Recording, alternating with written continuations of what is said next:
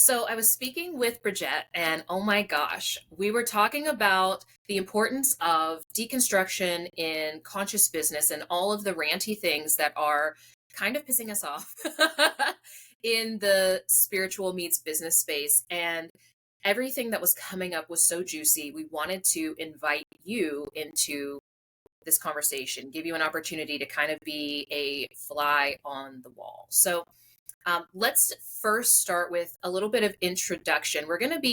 This is not an interview, but more of a conversation about power and privilege and integrity in the conscious business space and the role of deconstructing so that we can reconstruct on a foundation that really is much more rooted in truth. And this is going to be an uncomfortable conversation. Oh yeah, A lot of different. juicy and uncomfortable. Yeah. Could you start with just sharing a little bit about your background and all of the intersections that are giving you a very unique lens on the conscious business Mhm. paradigm? Thank you so much for that invitation, and thank you for this conversation, which is a continuation of a conversation I had with Makhosi the other day that was going to go on to 3 hours because we had quite a bit to talk about in terms of my particular way that I approach being a business coach, and I put that in air quotes, is that I am here as a disruptor in an industry that is, for all intents and purposes, got a lot of good things going for it and also has a really dark, shadowy underbelly within what is considered the online coaching industry, which I didn't start out in this space. I came from a long lineage of being in the international development world, nonprofit sector, and I lived and worked in Guatemala and Peru among indigenous communities. And I really began to understand what social innovation or social entrepreneurship was from a grassroots way. And that's where I started to really unpack my own perceptions of being a white woman, Latina, mixed, Puerto Rican, person of privilege, going to the developing world to help these poor indigenous people, only to come to realize that I would go through that journey, only to realize that I had received and learned more from those indigenous people than what I could have possibly thought I could have helped them with. And they were highly resilient, innovative, deeply, deeply resourceful entrepreneurs that had created so much out of nothing. But at no point did I think I was going to be in the space of entrepreneurship. And so I went on a long detour after that. I wound up in the University of Berkeley, California, which is a very progressive, liberal place in theory. And I wound up looking at the coursework inside their entrepreneurial certificate programs through a lens of deconstructing and unlearning and removing all of what I consider to be the white supremacist, toxic capitalist underpinnings of a lot of what's taught in business. So I spent 8 years at Berkeley critiquing and auditing and really like ripping apart the courses. At that time, I remember we were even teaching like marketing through this consumer behavior lens and NLP and all this stuff. And I remember reading it and thinking, this is highly manipulative and highly coercive. And this is really preying on aspects of human behavior that are like really rooted in scarcity, fear, right? Which is interesting because that long ago, I had no idea that fast forward 8 years, I'd be where I am now, which is coaching and advising and working with conscious, disruptive business leaders who are in predominantly the online space, who really want to do things differently, who are really at a place where the people I serve do care about profit, they care about wealth and abundance, and they care more or equally for collective wellness, collective health, collective wealth, and they care about wealth distribution and access to wealth, right? So a lot of the people I serve, coming full circle from where I used to be, they also are working through or healing strands of like saviorhood or toxic conditioning to be busy or to work harder or do more, because the conditioning is that we are not worthy of success, wealth, abundance, right? And this is tying into the work that Makhosi does, which is a lot of how we heal and unpack that. So my work is kind of intersecting with Makhosi's work in that I'm really helping people on the technical side of selling and establishing a business. And it seems like on the surface, I'm a business coach.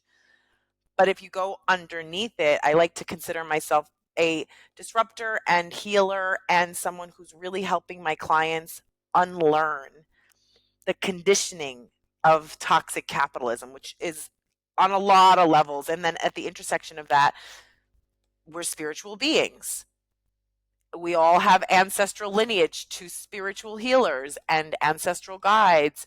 And so often, especially those of us that live in white bodies of privilege, European bodies, we're so disconnected from our own lineage that out of scarcity, we often find ourselves latching on to, or we can use a stronger term, appropriating spiritual wisdom from other cultures to fill a void and or as a product or a service to help grow our businesses, right? So, beyond the coaching, I also kind of speak to issues again at the intersection of the spirituality industry as it relates to coaching and mentorship and how people leverage and extract from other cultures' spiritual wisdom to make more money without necessarily honoring or doing the deeper work to really connect with the lineage of what they're using, right? So again, full circle to finish it up, all this ties into like the central construct of like, how have we been conditioned? What have we been constructed to believe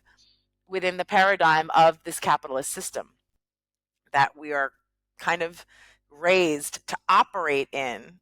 Yeah, right? And I'll kick it back to Makhosi so we can go deeper into like, how do we deconstruct and how do we begin to unpack how we got here?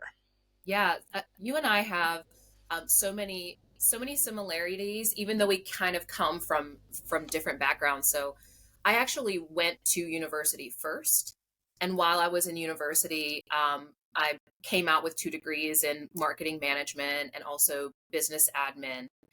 And simultaneously, I was being kind of taken in this very interesting, more psychological direction that kind of was rooted in my origins class, which was really all about, the religious and spiritual perspectives from all over the world. And the same question kind of kept coming up. I was like, why is there so much problem and war and famine and all of this when it seems like, at least on the surface, we all kind of have a similar agreement about this higher power, right? This spiritual aspect that all of us really were desiring. And when I came out of school and I um, then ended up having a lot of success really fast in the network marketing, actually more direct sales. There's a little bit of a difference there. I had a ton of success in direct sales. And even though I really loved what I was doing, it just felt like it was not using my potential. Like I was just barely tapping into to my potential because everything that I was doing was just centered on, how much more money can I make? Am I going to hit this next goal? Am I going to, win this next trip and the designer handbags and the, first class flights and mansion parties and all of those things are amazing. And I actually enjoyed what I was doing, but it was missing something deeper, right? And it Yeah. was the search for that something deeper that led me onto my spiritual journey. And I remember having a conversation early on in my initiation. I ultimately spent 5 years in initiation. This was probably month one. And my husband was like, "Why are you doing this? Like, what are you going to get out of it?" Mhm. And I was like, number one, I have no idea where this is going. And I'm not doing it to get anything. I'm doing this because I believe that it's going to make me, like, I'm going to become my highest self, or I'm going to become the the potential that I know is living within me, and that is ultimately going to ripple out into everything. So when I went into initiation, there was zero intent on, oh, I'm going to become a shaman, I'm going to, you know bring this to the world. I'm going to save the world with my wisdom. Actually, even when it came out through divination, which is a form of reading, um, about who I am and my destiny and really what I'm here for, I kept thinking like, oh, okay, cool. In 25 years, after I've had my career, after I've done my thing, then I will, follow this, because it didn't, in my mind, make sense for me to be doing this now. Right. And that entire initiation process was just an entire journey in learning to surrender. And I'm always like going into deeper and deeper levels of, okay, what is surrender now? What Yeah. is surrender now? So I would love for us to talk a little bit around this new era of conscious business. And you've been in the space for a long time. I'm now like 7 years in the conscious business space. Yeah. How have you seen conscious business evolve? And where do you see that we're kind of stuck in the same cycles that we just like keep repeating and seeing again and again? Yeah, it's such a good question. And I remember coming into this with a colleague when I was on the board of conscious capitalism in the Bay Area. Just the construct of consciousness and being business people that label themselves as being more conscious than is kind of an oxymoron and still rooted in ego, right? Which is this idea of like we are more conscious. And then the bigger question is, does that greater consciousness actually result in us being less harmful, creating more impact in constructive ways? Like, what are the actual outcomes of being more conscious as business leaders? And what does that even mean? So for me, I come from, years of this movement being really superficial and really performative, particularly in the spaces that I was in. Like many spaces, they were predominantly white and privileged, and a lot of like really well-intentioned, well-meaning people who loved to vision and talk about all these ideas for what it would look like to create a better world.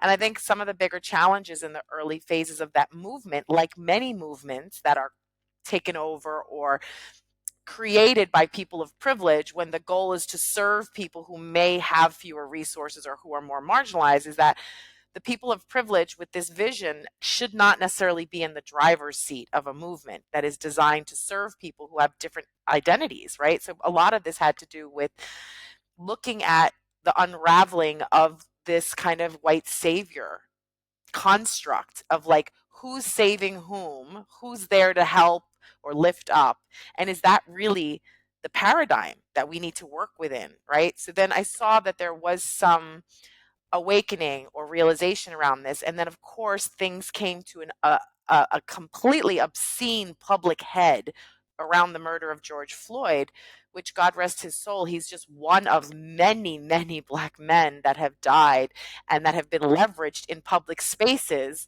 for performative allyship and speaking to Black lives and being aligned with communities of color and being aligned with communities who are historically marginalized. And all this sounds great, but then we have to get at what does that actually mean?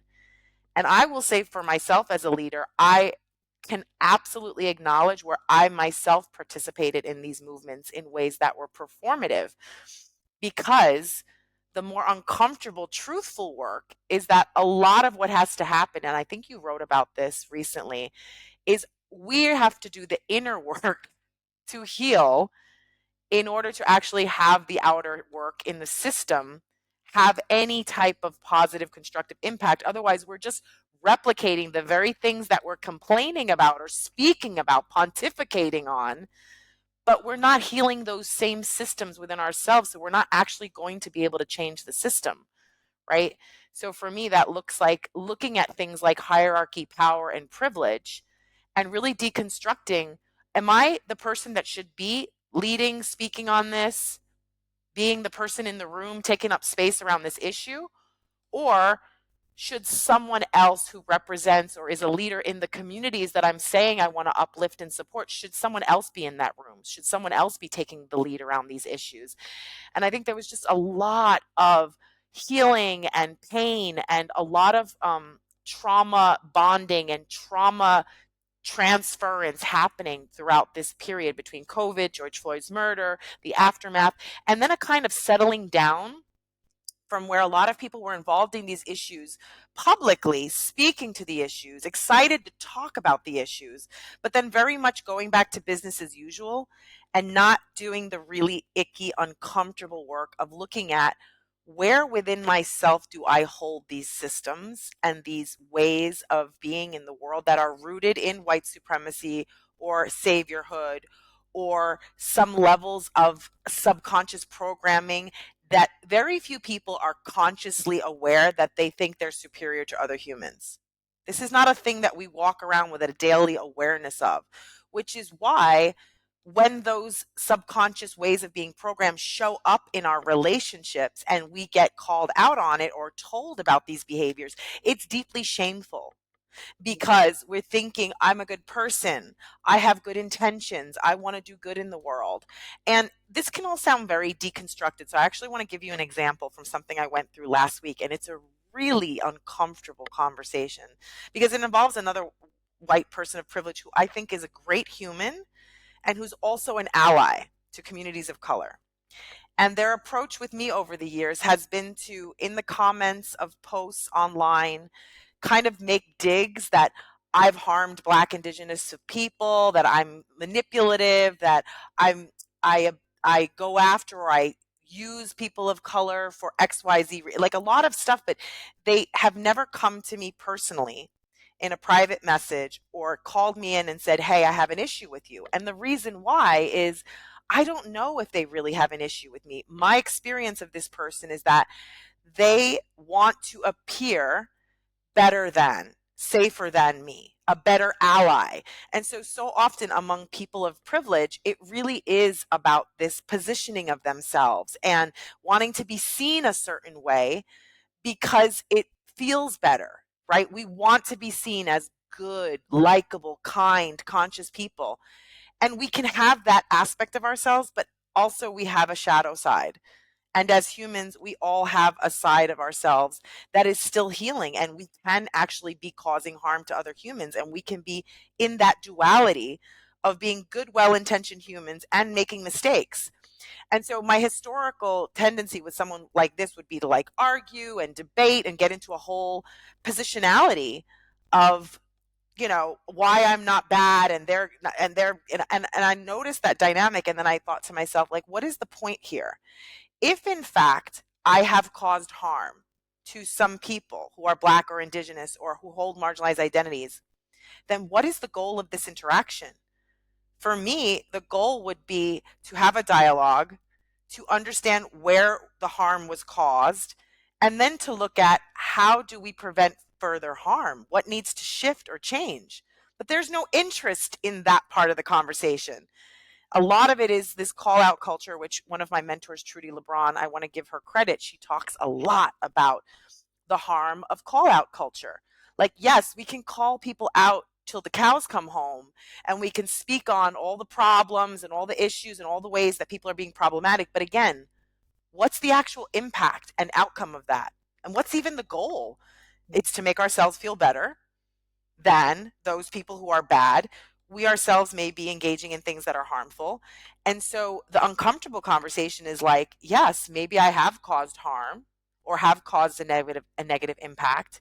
And then if so, who is going to support me to see what's really going on here? And how can I be both open to that and surround myself with colleagues and mentors who are also doing the deeper work to move away from pointing fingers to looking inward and really looking at, like, how are we shifting and evolving as leaders to rise to this new way of wanting to do business, right? If we want to be more equitable and we want to be a person that can redistribute resources to communities that are historically less resourced, then we have to look at our own healing around scarcity or hoarding or what comes up for us around money before we can externalize that and talk about it from the perspective of like a mission or a vision or a goal, right? So for me, it's this whole journey of going from like all the superficial performative declarations of what we want to now moving into the space of like what actually has to happen underneath this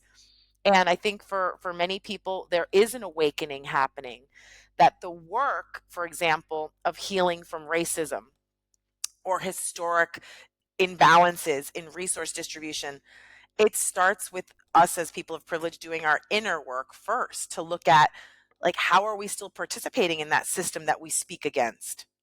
Are we still benefiting from that system that we speak against? And if we are, how can we take away the stigma or the shame or the judgment from that and say, okay, now that I'm really more self-aware and I understand how this system works, and I understand that perhaps I do inherently benefit more from that system than others do, then I can get out of shame into creativity and into, well, what would I like to see on the other side of that reality? Like, that's what is.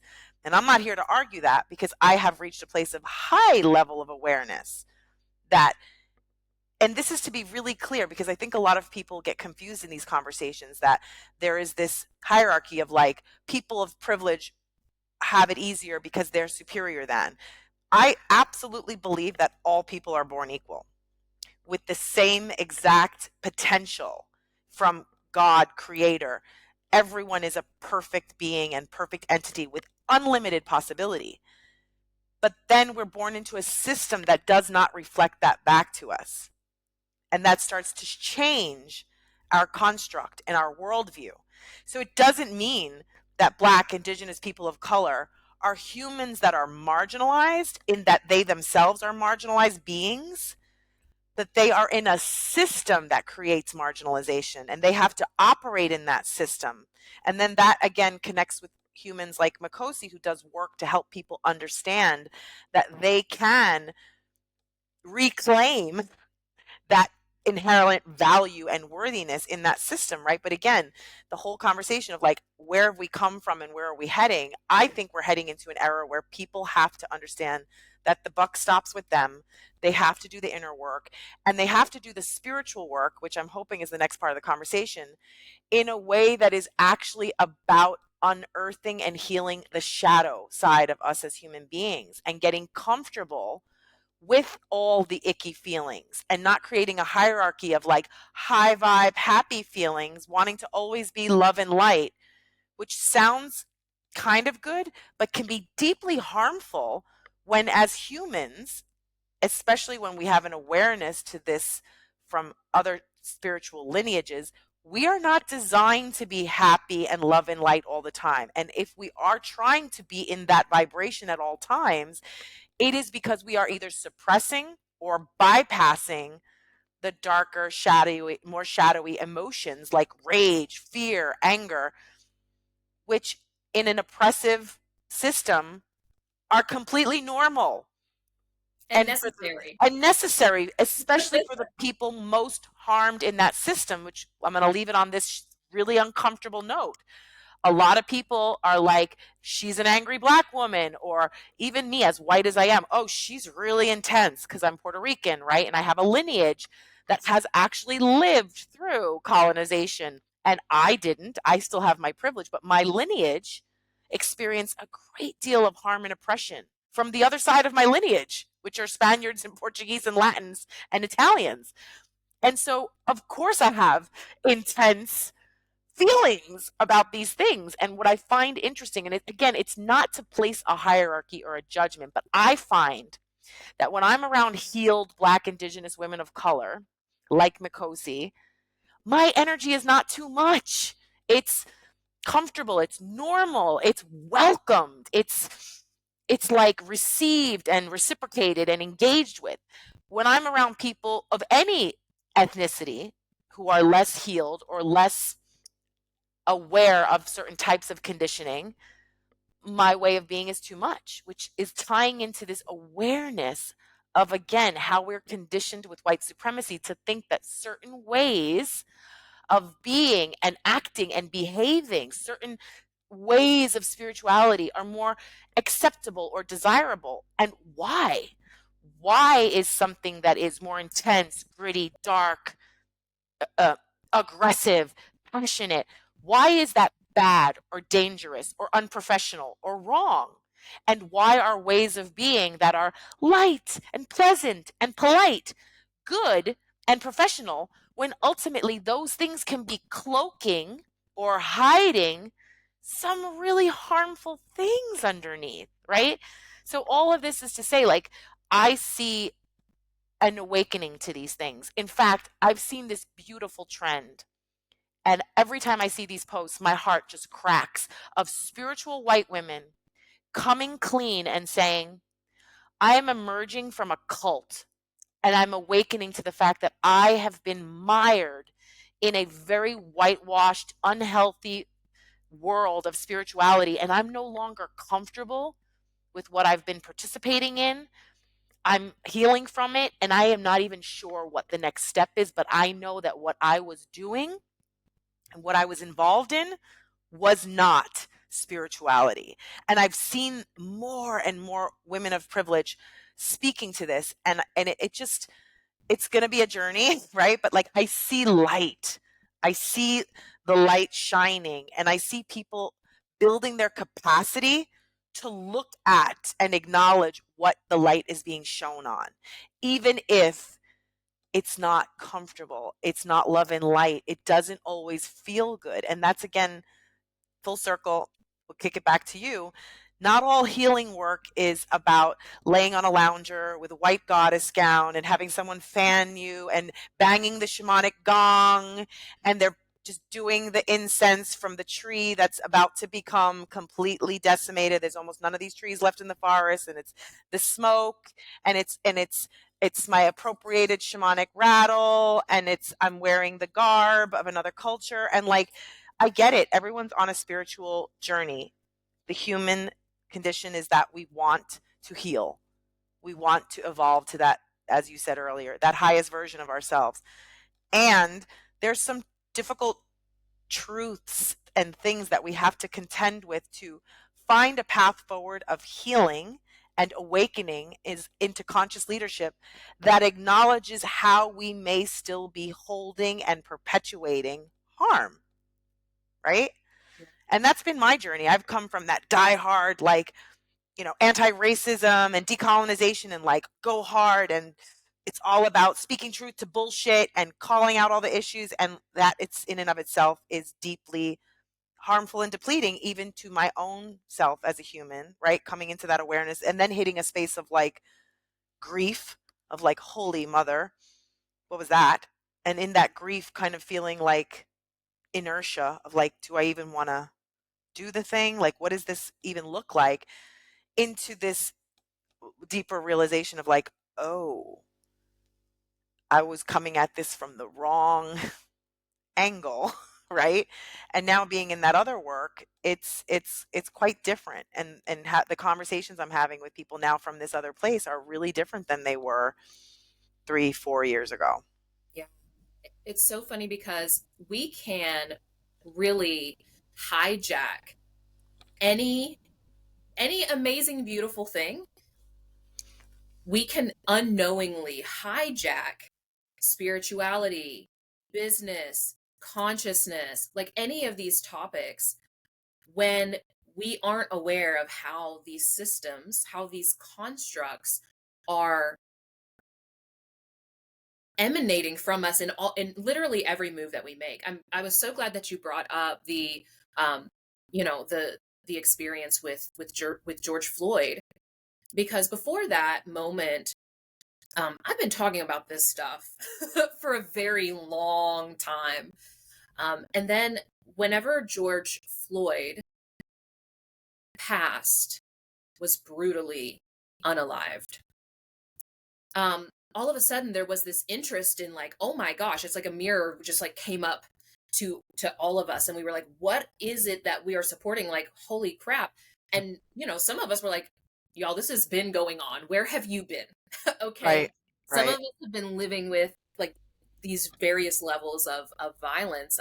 I had a VIP day on Monday and shared with my client. I was like, yeah, I've been in the midst of at least 5 shootings in my life, right? It's like part of the experience of some of us. Like, we just are immersed on the back end or the harmful end of some of these systems. But let me even rephrase that, because one of the things that I think is also important is that we keep coming back to that all of us can be harmed by upholding these systems, right? So as a white presenting person, you can experience the harm as a result of upholding supremacy.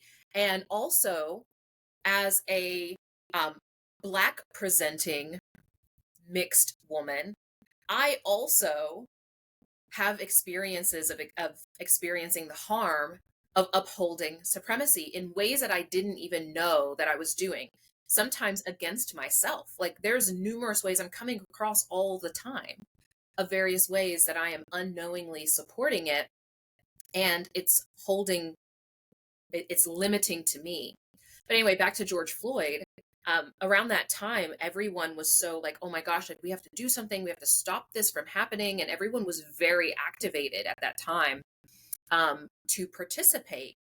And I had so much resistance to now all of a sudden people wanting to talk to me about, the consciousness underneath all of these um, issues that we were seeing pop up in the world. And really, we're 5 years later, and it's still we're still unpacking it.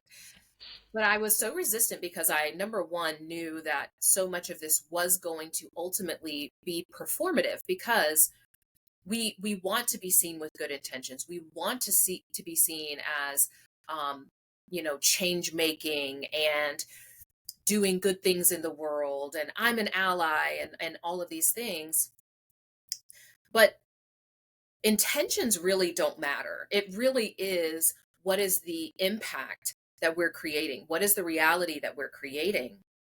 And I also saw the flip side of this, like, group of people who, and I want to also take the sting off of this. Anytime you become awakened to something you were not awakened to before, the automatic um, reaction is to go extreme, right? There's a sense of guilt around not having seen it sooner. There was a sense of shame around participating and supporting um, entities and laws and all of these things that were creating a certain type of harm, and not having been aware to it. And so a lot of people swung to the other side of, okay, now I need to call people out for not using their power and privilege in the way that I wish that I could. And all of that was really just an invitation to look inside of yourself, to examine, well, how am I using my power? How am I using? All of us have power. All of us have privilege in various ways. Um, and how are we utilizing that? So that entire experience for humanity was actually an opportunity to explore, where are these harmful constructs showing up in my life. And one of the things that has completely changed my reality is, instead of approaching anything from the idea that I am good, Mm. I started approaching life from understanding I am in a human body. I'm in a human body. That means that inherently there are blind spots that I'm not seeing. It means that there are ways that I'm causing harm that I'm not seeing. And so instead of approaching things from, like, how do I be a good person? Approaching from a lens of, actually, I am not a good person.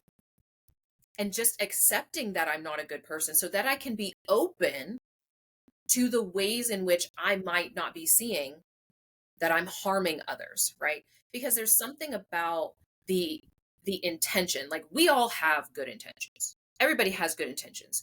Even the most evil, like people doing the most evil things, Mm. generate and manifest in their minds good reason Yes. for doing these really awful, horrible things. I shared with someone, like, at some point, there was a time when slave owners in the US, really across the world, but if you read certain books and certain diaries and journals of people who owned, in their minds, other people, they would tell you that, oh, I care for these people. I love them, even though you don't see them as human, even though you see them as property, right? They still found ways. Oh, well, they can't take care of themselves. So I'm making sure that they have a place to stay and all of these things. And that's where that disconnect comes in understanding that there's like your intent and then there's the actual impact and being able to um, tell the difference, being able to differentiate between like what is the actual thing that's happening versus my intent. And that leads me to this next place that I would really love to go, which is around the mindset of extraction, because extraction is kind of a cornerstone or a pillar of the colonizer mindset. And any and all of us can carry this. I recognized it in myself when I was in initiation and coming to various, tribes and interacting in the bush in Africa, that automatically I would be looking to, oh, well, how can this make money? How can this um, be expanded? There's just so much that you could do with it. So with people who are entering sacred systems, interacting with spiritual lineages that might not be their own, number one, what are the conditions that differentiate between honoring versus harm? And Hmm. also, what does it look like when we build businesses that are rooted in exchange versus extraction, versus I'm doing this to just profit off of it versus a, an actual genuine exchange? And also, I'm going to ask an uncomfortable thing, like, how do you feel about um, white people profiting off of indigenous or Mhm. spiritual systems that aren't necessarily connected to their own? I've got my own thoughts on this, but I want to hear your. Yeah. Oh, this is the $1 million question here, literally. And it's so complex. And the way I would have answered it a few years ago would have been so fast and hard and immediate and so filled with aggression, because I've come from a lineage of feeling a lot of anger at the awakening to how much has been extracted from certain indigenous, native, and like Aboriginal communities. So for me, there's these worlds of like, we are here in this new world and everybody is on a journey and wants to heal. And there's this historical construct of the communities that gave rise to the spiritual wisdom that many people are tapping into to heal. And for me, a lot of what indigenous wisdom is rooted in is right relationship and balance. Whether it's called yin yang, kabawil, every indigenous culture has a construct of being in right relationship and balance. For me, we have to look at historically how far out of balance we are first, to then get into the conversation of what do we actually do in this new construct. Because where we are and how we got here is through the decimation and extraction of cultural wisdom, resources, wealth, teachings, land, and human labor from Black, Indigenous communities of color around the world. And I think the first place we have to start from is acknowledging and remembering and giving honor to truth before we get into the feelings about that and the guilt and the, well, I didn't do it. We have to first just say, this is what has happened, and there has been a real impact, and those impacts reverberate and continue. And so right now we're in this way of living in the world where everybody wants to heal, and these indigenous ancestral African lineages, Indonesian lineages, in lineages from all parts of Eastern Asia, right? India, Pakistan, lineages from Latin America have these beautiful practices and wisdom that can support us in our healing journey. And so one thing is to learn and receive and participate in practices that come from communities that have been historically decimated.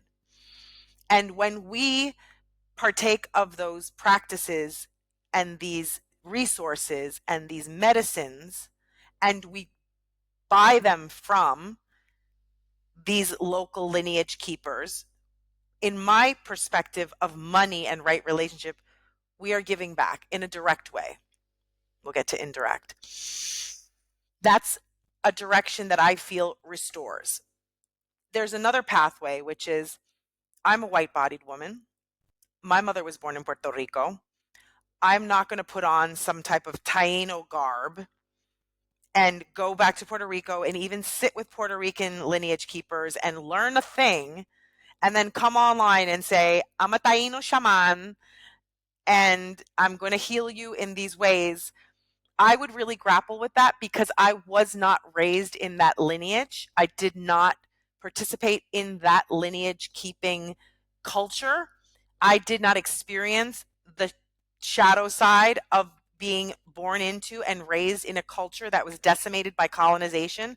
So I personally, as a mixed white Puerto Rican woman, wouldn't feel comfortable positioning myself as an expert, even in my own indigenous culture's lineage, just because of the distance I have from being in that immersed in that culture. What I would consider is being a bridge or someone that could leverage my privilege, my business, my connections, and even my offerings to then bring people to lineage keepers of my culture or other cultures, for example, right?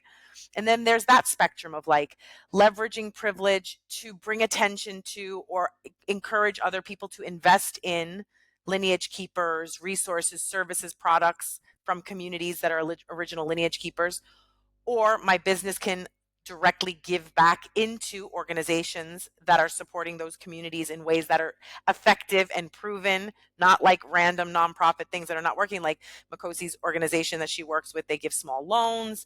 It's been proven time and again that the way that they give loans, they get repaid, people get ahead, it works, it's a thing, right? And money can go that way through our businesses.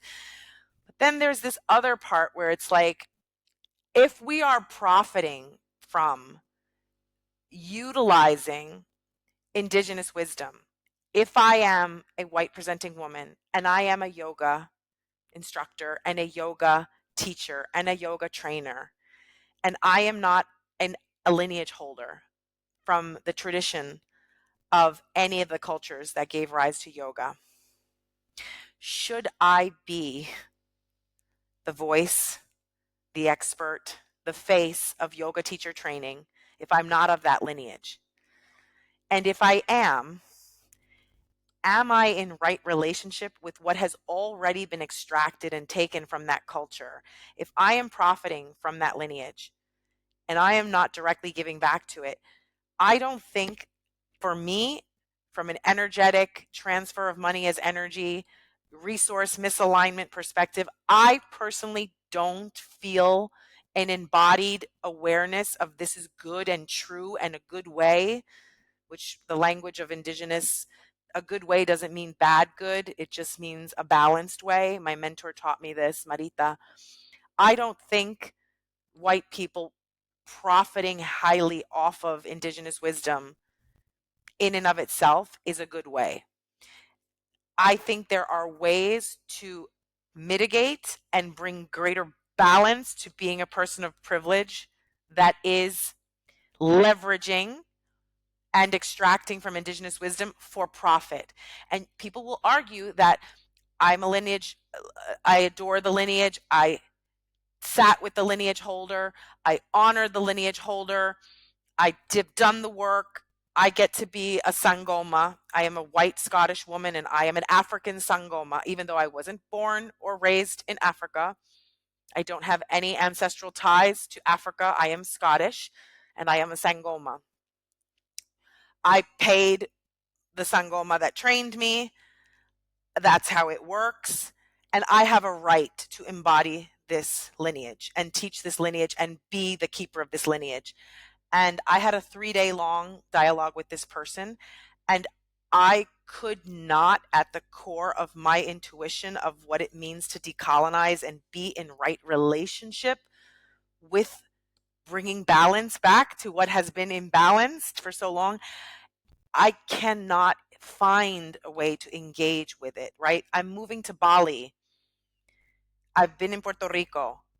I don't think that white people opening yoga studios in Bali is doing anything to benefit Balinese people.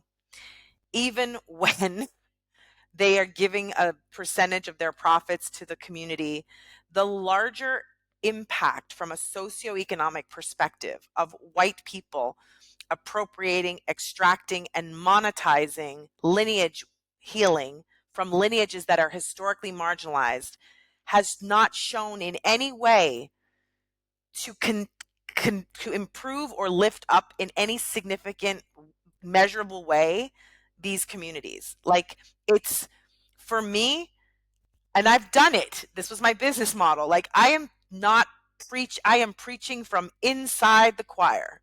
I am in the choir. I've done it. It makes us feel better. We reconcile that my business as a white woman gives back to this thing and I'm leveraging this thing. And it's like, a lot of the forms of business and capitalism that we encounter are inherently extractive, meaning there is somebody at some level benefiting disproportionately where someone at another level is being extracted from more or leveraged more, some resource, some person. And those things can change with creative business modeling. But historically, the capitalist model, whether it's overt and we see it really clearly or it's more subtle and more covert, there is typically some forms of extraction happening for other people to be profiting. And this is a really tricky, hard thing to sit with. It's not about feeling guilty and bad and shamed. It's about looking at how the system was built. How does it operate? And then in that imperfect, oppressive system, can we bring greater balance? Can we mitigate or lessen the harmful impact? But bluntly speaking, white European people that look just like me moving to Tulum and Bali and Costa Rica has driven the price of housing through the roof, making it impossible for local people to buy, own, and rent homes inside of their own countries. Airbnbs have bought up and colonized all of the most beautiful islands around the world. People of privilege are profiting from these investments, and what they are giving back in the form of donations or foundations or paying it forward is just symbolic, and it feels good. But there is a real system of extraction happening globally, and I spend a lot of time looking at it, and I'm moving to Bali, and I'm going to be participating in that system. And what are 3 things that I'm going to do, right? I'm a coach. 3 things I can do to mitigate or lessen my extraction in the system there. I'm going to try to rent or buy directly from a Balinese family or realtor, not a foreign realtor, with the hope that more of those resources will go to Balinese community members through that family. I'm going to do everything in my power to shop and eat with local Balinese businesses and warungs. And I am going to be there as an ally to talk to and educate in constructive ways and to bring awareness to other people visiting or living on the island the importance of paying and buying and spending with Balinese businesses. Because just like in Puerto Rico, Bali has the same scenario. Foreigners like me, we go there, we set up our yoga studio, we set up our sailing classes, we set up our surfboarding classes, we open our conscious coaching centers and retreat centers, and Balinese businesses make less and less money. And yes, we spend that money back into the economy, but if we are spending that money with other expat or foreign owned businesses predominantly, which is what people do, we are perpetuating a nouveau form of colonization. It is really just the same model It just feels better. It makes us feel good. It has a veneer. And like, I really feel like I almost want to apologize for bringing this truth because it's so ugly and it's so painful to contend with it. And like, I try to work around it and I try to create scenarios of like, I'm going to make millions of dollars and I'm going to give it in these ways, or I'm going to spend it in these ways.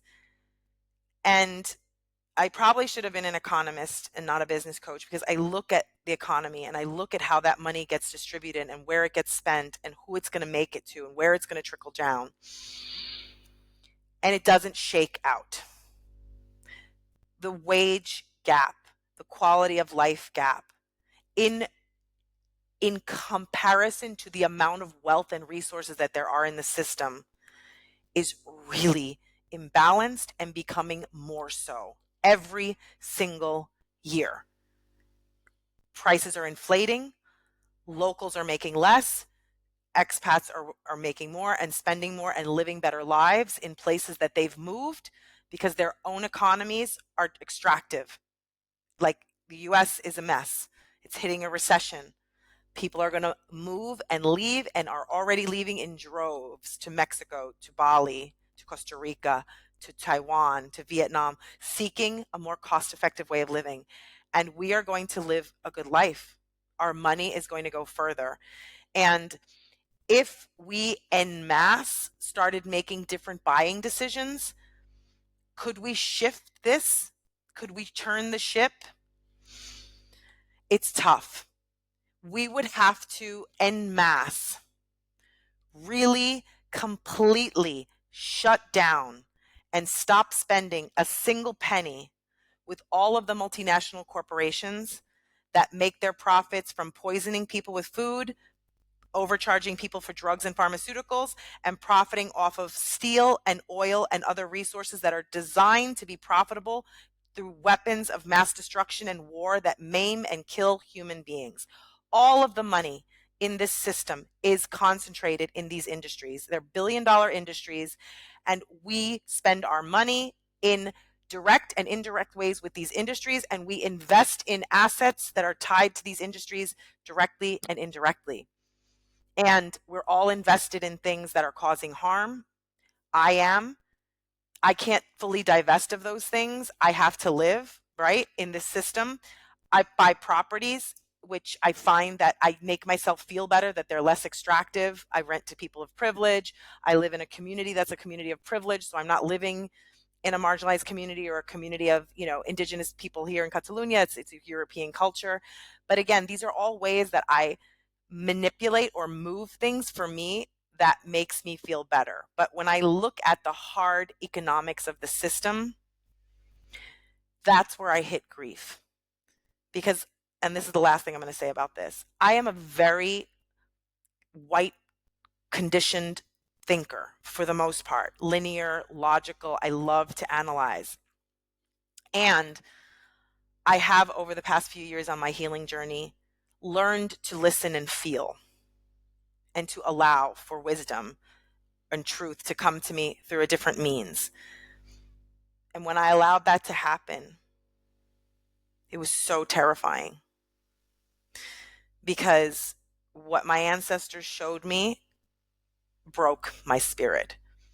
I allowed myself to go into a awakened dream state, and my ancestors showed me the machine. When I say the machine, I mean the system, the capitalist machine that exists globally. And what I saw in the machine is what Makhosi's talking about in my body. I feel so much in my body when I talk about this. This is where I speak. And now I feel truth in my body. Before, that was that logical part of my brain. It was cold, it was calculated, but now I'm feeling it. My feet are hot. The blood in my body, I feel it heat. I feel it in my hands. My ancestors showed me the machine, and they showed me all the parts of the machine. There's an inner working of the machine, the cogs. Then their outer parts, the cogs are bigger. And then there's the outer perimeter of the machine that also has cogs. And what I saw in the machine is all three levels of the machine were killing us. The planets, the people, the humans were getting torn and shredded and bloodied in the machine. In the center of the machine were people who hold the most marginalized identities from communities that are historically marginalized: Black, Indigenous, people of color, trans people, people with disabilities, people who are holding marginalized identities. They were in the center of the machine, and they were working the machine the hardest. They were doing the most work in the machine. They were the most harmed by it. And then there were people on the never level of the machine, people like me who have a relative level of privilege, but I'm not outside the machine.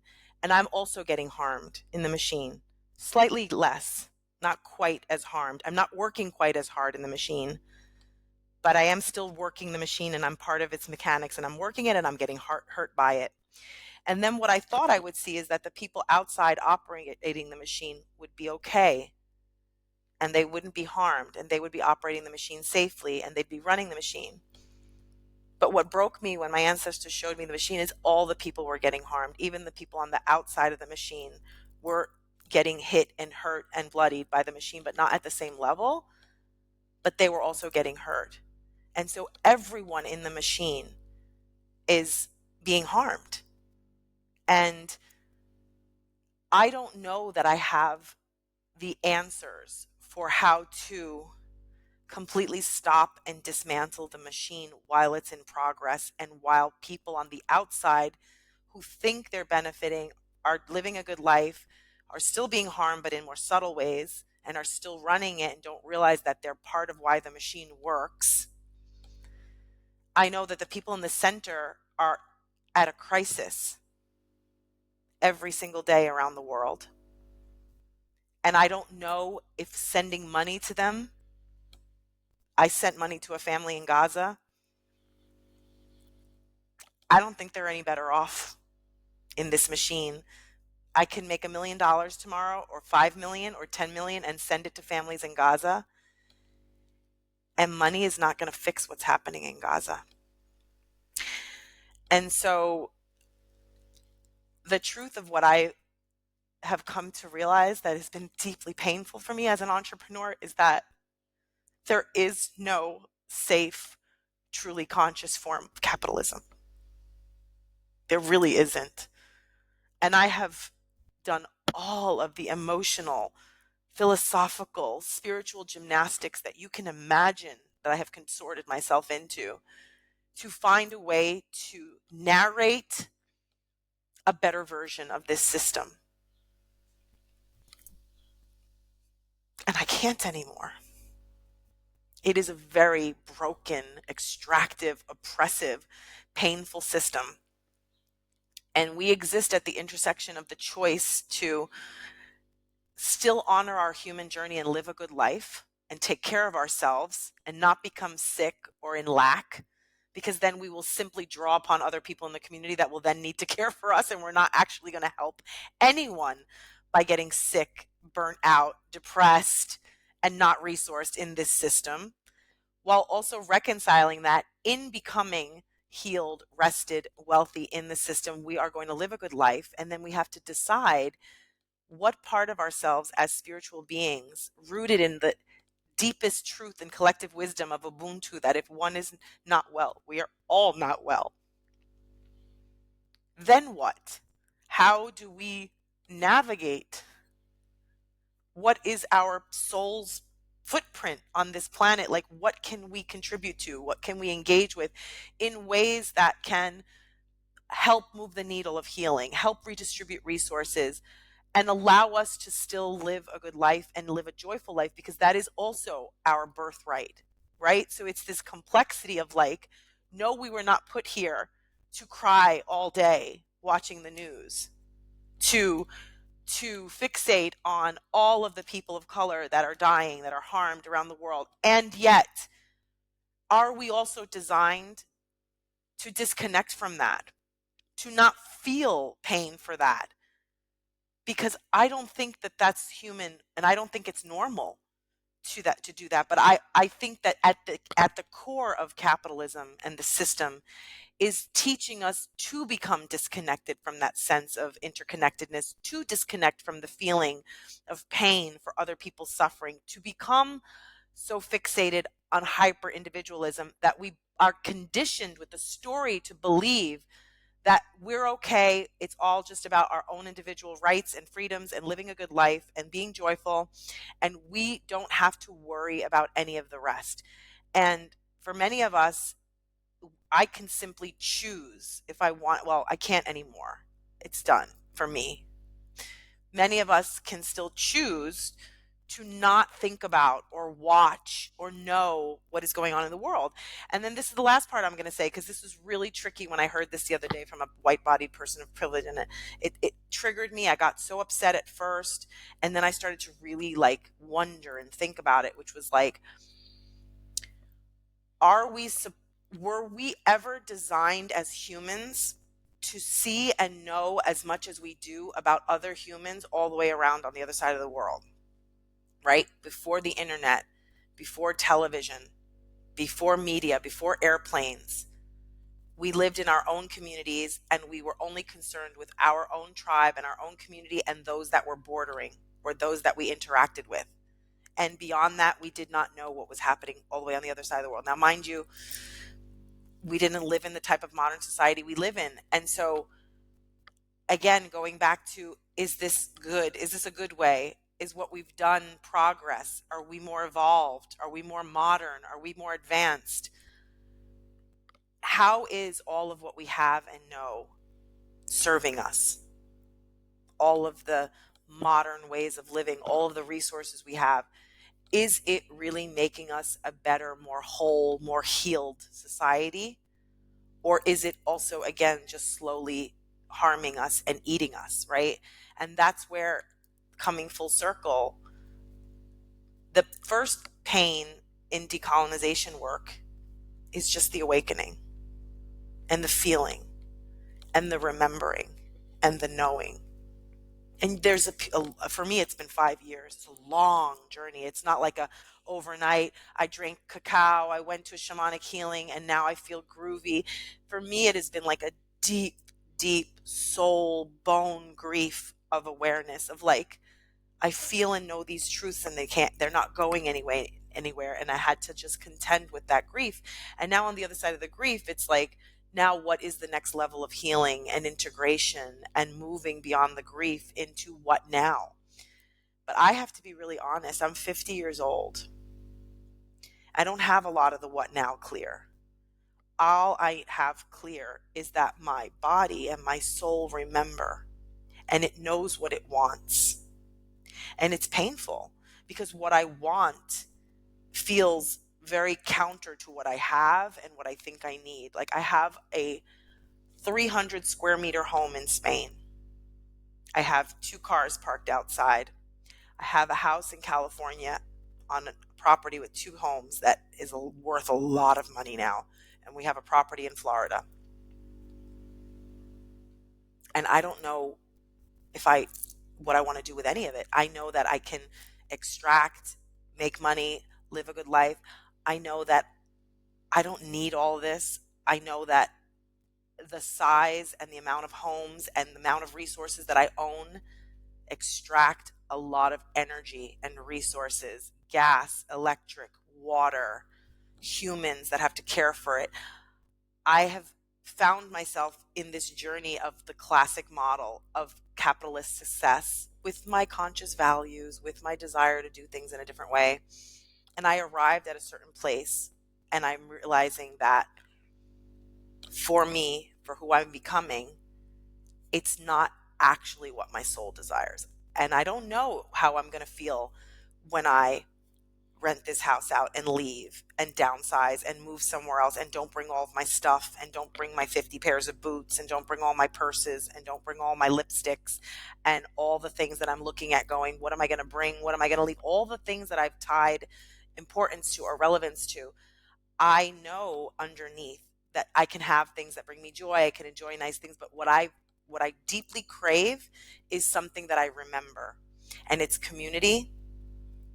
It's sharing and connecting and growing and building together. It's not surviving, it's thriving.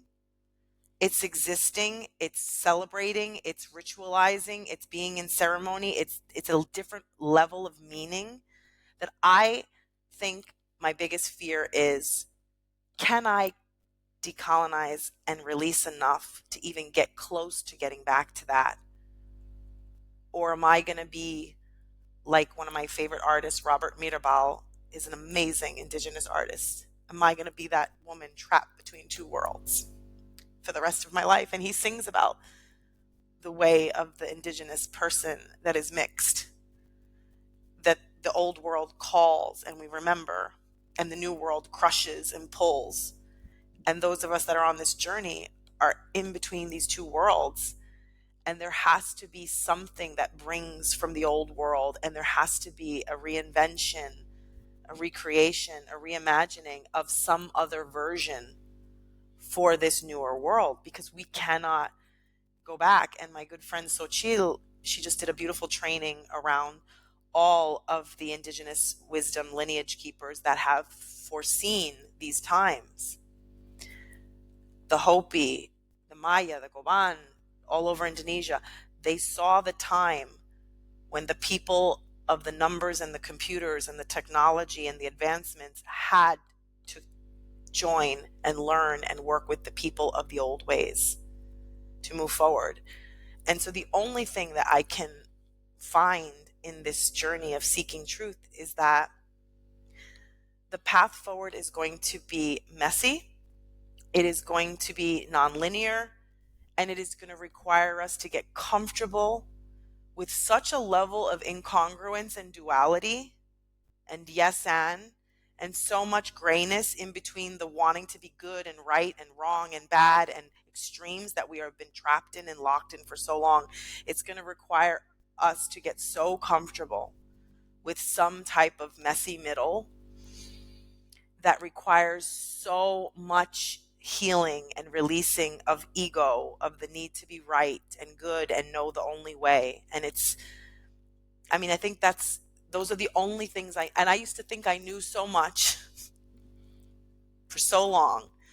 And the older I get, I'm like, I know so little, and that's okay. It's not a denigration of myself.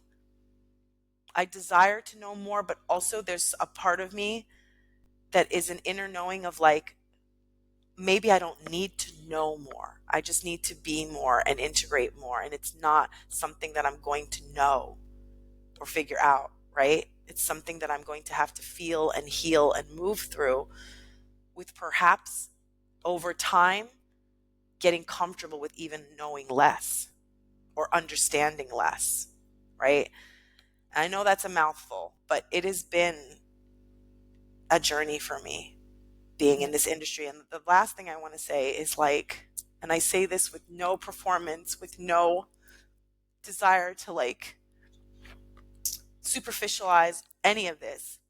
I know that my Black Indigenous ancestors sent me women like Makhosi, like Trudy, like Xochitl, like all these women, Aisha Hill, deeply rooted wisdom keepers that I know my ancestors literally sent to me through this industry, through this hot mess landfill of craziness that I've been through, all the superficial stuff, all the craziness. There has been something so deep and so important to my path in the online coaching space because of the women that I've met and the wisdom that they've brought me and the awareness that they have brought me. There is nothing else I can compare it to in terms of like, again, the gratitude and the awareness of like, these women in my circle come from my original wisdom, and they're here to help remind me and help show me the way. And that's the last thing I'm going to say to those of you who are listening or watching that are white-bodied people of privilege. This is not a performative band-aid or a recipe or a formula that I'm prescribing you.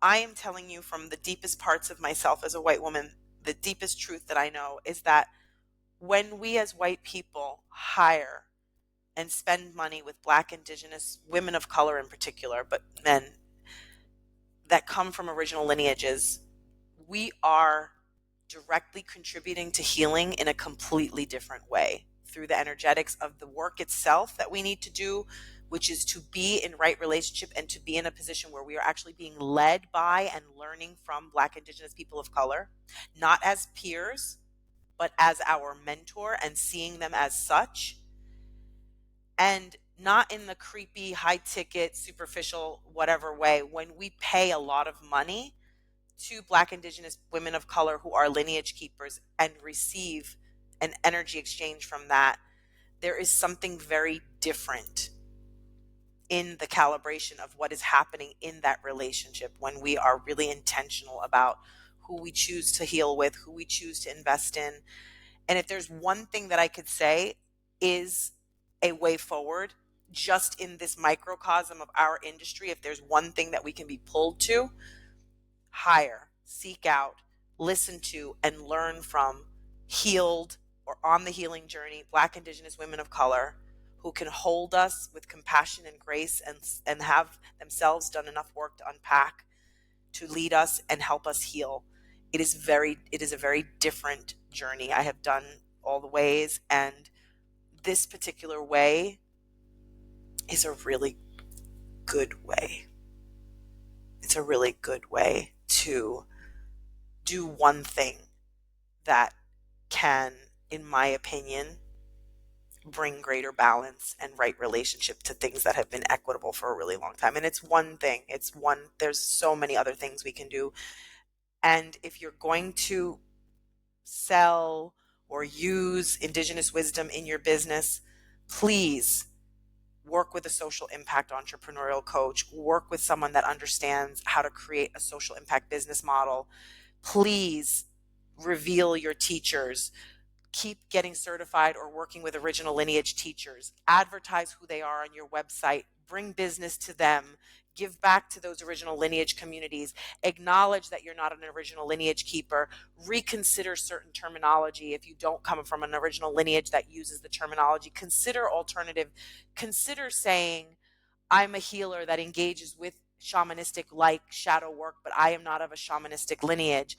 Or consider saying, I have learned from these lineages and I have interpreted, I am teaching these things as a person of privilege, and the ways that my company or my brand seek to bring balance or give back are in these ways. And again, I'm not saying that this is a perfect solution. It's still very much an imperfect solution.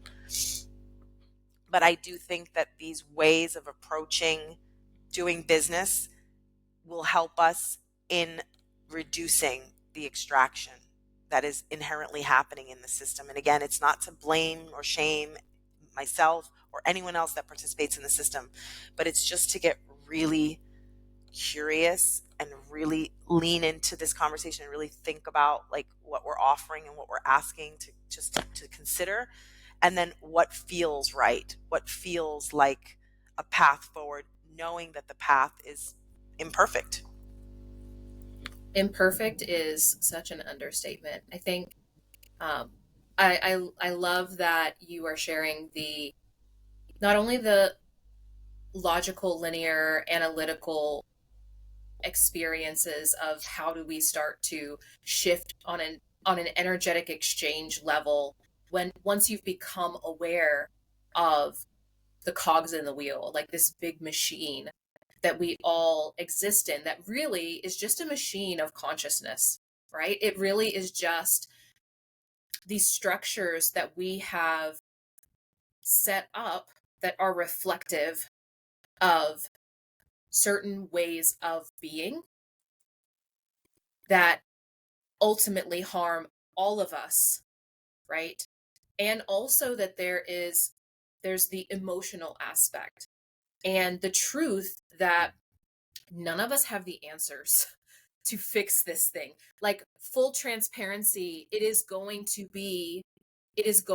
have to be this unknown, unknowable, divine inspiration over time. I think about this work in terms of generations. That this is going to be something like we didn't get here in 20, 50, 100 years. This is like an unfolding of about 2,000 years that started with the intentional separation or disconnection of human beings from spirit. It's all really like, that's the foundation. That's the thing that when we turn back to that, the connection with spirit, it's that is the only thing that is going to actually be able to solve this. We can't solve this with our mind. It's impossible. None of us are going to be able to do that. Yeah. Um, and I think it's important that I share here that, when I ask the question around, as um, white people extracting, I also include myself in that, because whiteness is an ideology. It's a way of thinking about the world. And I know that because of my own upbringing in small town southern West Virginia, that I also have this way of being, this way of seeing the world, the way of operating in the world. And so as much as I spent so many years in initiation and returning to um indigenous wisdom, I also hold space for the fact that I am not, even though I am initiated in the lineage, I am not teaching the lineage. I am not a um I am not a wisdom keeper of the lineage, but that I'm bringing, I see myself more as a universal teacher or a universal um, healer in attempting to support seekers and leaders and entrepreneurs in navigating this very uncomfortable bridge. Some of us are here to be in that really uncomfortable bridging of this way of being that we're all operating in, we can see doesn't work. And you can insert all the isms in there, right? Like capitalism, patriarchy, racism, insert all the isms that are really born out of this like disconnection from spirit, disconnection from one another, disconnection from earth. Um, and we are just in the manifestation of that. And so I also, in my, part of some of the things that I have grappled with and continue to navigate is the fact of having initiated in a specific lineage, right?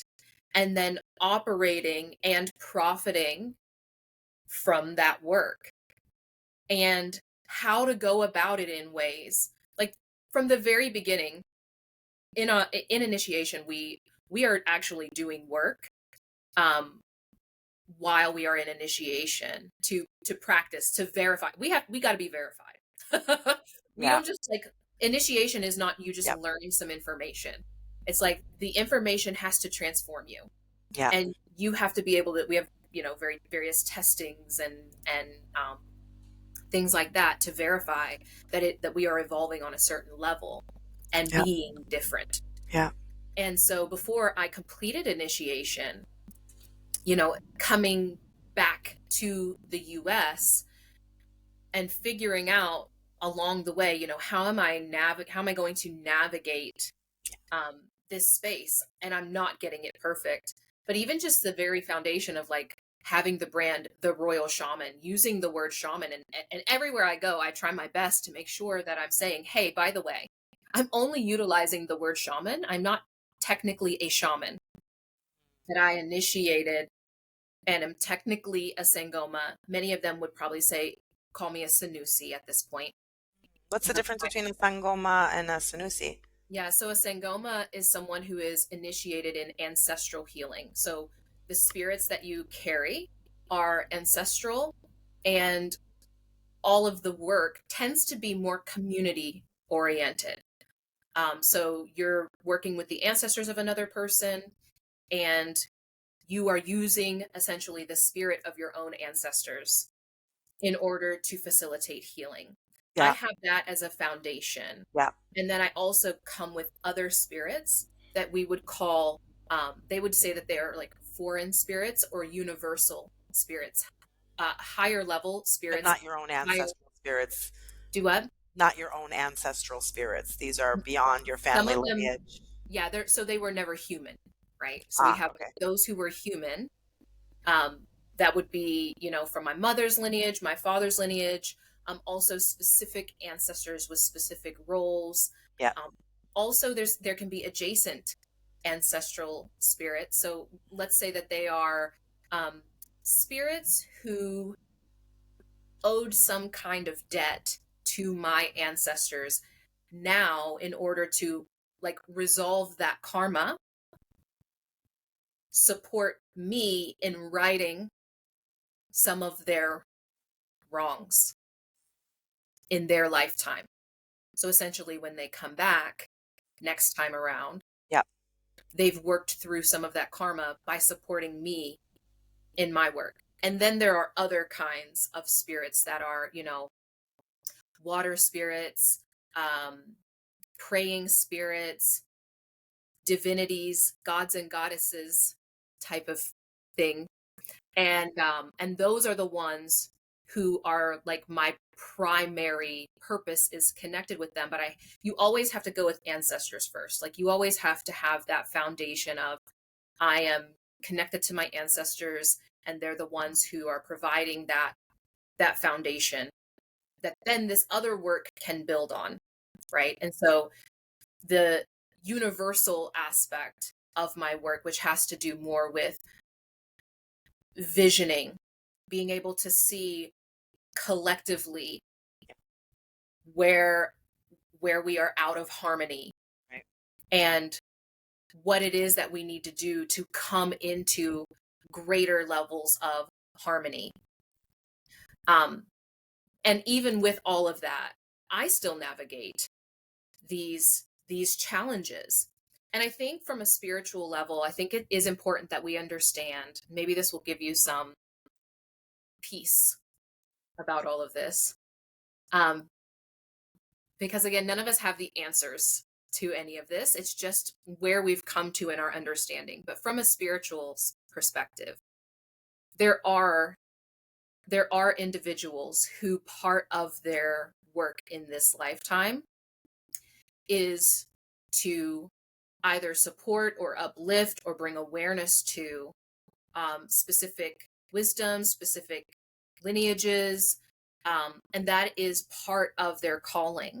Yeah. Many of them are not called to necessarily be the ones doing that. That is actually the more common thing, is like to bring awareness to these things, not necessarily to be the one bringing it out. And also, I have to say, there are some who actually are going to be called to bring forward X, Y, Z Yeah. in this Even if life. they're not at that moment that they're having that awareness. Yeah. Yeah, yeah, and it's a very tricky thing because we've got to be mindful to um, not discount everything, right? Not discount, oh well, this is a person in a white body who uh, is just taking this lineage. But there are some who, like I know of one Sangoma, he spent, I think, I don't know, 10 years in initiation, had to abandon everything and live with his mentor. I think I think the biggest challenge, at least that I've experienced as someone who is an advisor, a guide, a teacher, is navigating some of the unconscious, im- implicit bias that shows up. Um, I've had some really nasty experiences um, with the belief that you cannot be taught by or learn from people from these marginalized identities, right? Like, and I'm Black presenting and a woman, and so there's like double layers Yeah. of that. Um, and it's funny because there's like this perception that always like the old white man is going to know more than me. And so when I bring up certain things, my husband was like, these people don't respect you. Like there's zero respect happening. And I started having the realization like, oh, actually, respect is a medicine that that's a tool that I have to use in this life. I have to cement respect in order for me to be able to do my work, in order for it to be received. Like I had a period of time with my own ancestors where I was like, why do I need to make this money? Why is that part of this? Yeah. And part of there were two levels. First, they shared with me that in order for you to do the work that you're going to need to do, you need to essentially have demonstrated that you can make money, because that's what some Yeah. people respect in order to get into certain spaces. And I'm like, okay, I can see that.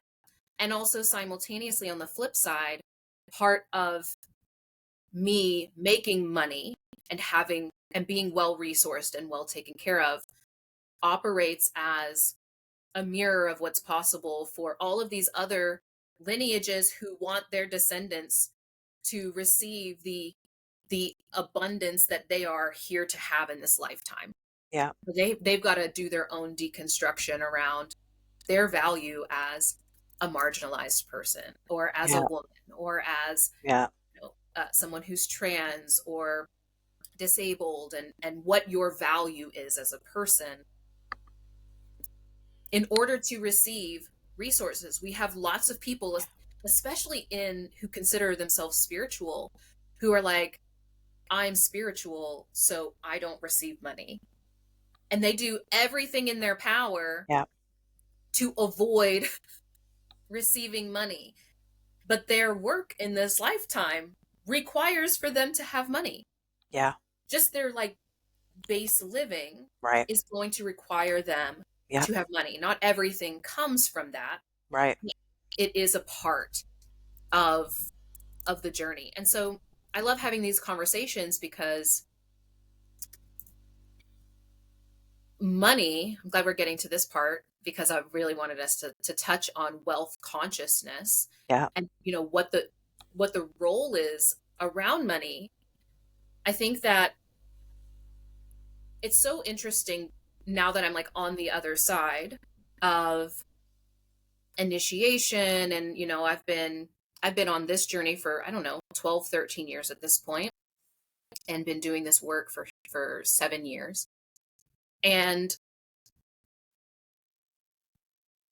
there was part of me at one point who was really stuck on the idea of like, oh, if people just understood what really mattered, like you were referencing it as the thing that you actually desire, right? The thing that you really desire is like this connection and community, and that like walking in alignment. And really at the core, it's about energetic spiritual freedom, liberation, right? In a soul level way. Yeah. I was like, oh, if people could just get that early and just walk in that alignment early, that's my greatest hope, is like, before you've made the money, what if you were making the money from soul alignment? Like while you were making the money, you were creating from this place. And I fought for that, even though it didn't work well from a business lens. From a business perspective, you always want to be selling to, what people are seeking solutions for Mhm. or wanting, because there's a certain level of priority, right? People might want what you have to offer, but if it isn't a top priority for them, typically they're not going to move on it, right? So part of my work has been finding out what where are the people who value what I offer the most, right? And then finding ways. This is one of the ways, us having this conversation, this is one of the ways that I like disseminate, break down this the importance of having that soul alignment to people who maybe it isn't their top priority yet, but then they start to, it's kind of like I planted a little bomb in their mind, that so that they can actually grow the things with the soul. But most of us don't come to that understanding of the importance of soul connection and soul alignment until after we have had some level of success. The houses, the trips, Yeah. the designer bags, like that was my case. And it's different for everyone. For me, it was not, I didn't have to make millions of dollars in order to do that. For some people, it might take millions of dollars before they come to that um, come to that awareness. But I see that more and more people are really prioritizing soul alignment. Yeah. But I'm curious because I think both of us can agree we want to see more conscious people with money. We Yeah. want to see more marginalized people with money. We Yeah. want to see more women with money. Um, what are some of the biggest wounds that you see around wealth consciousness, especially around um, especially among white white folks and um, maybe even people who were born into financial privilege?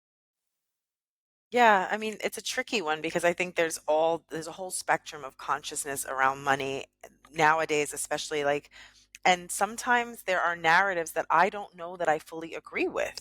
Mm, So, I think one of the narratives around wealth consciousness that I hear people playing with or deconstructing is the idea that if I have more, other people will have less, and that being a non-truth.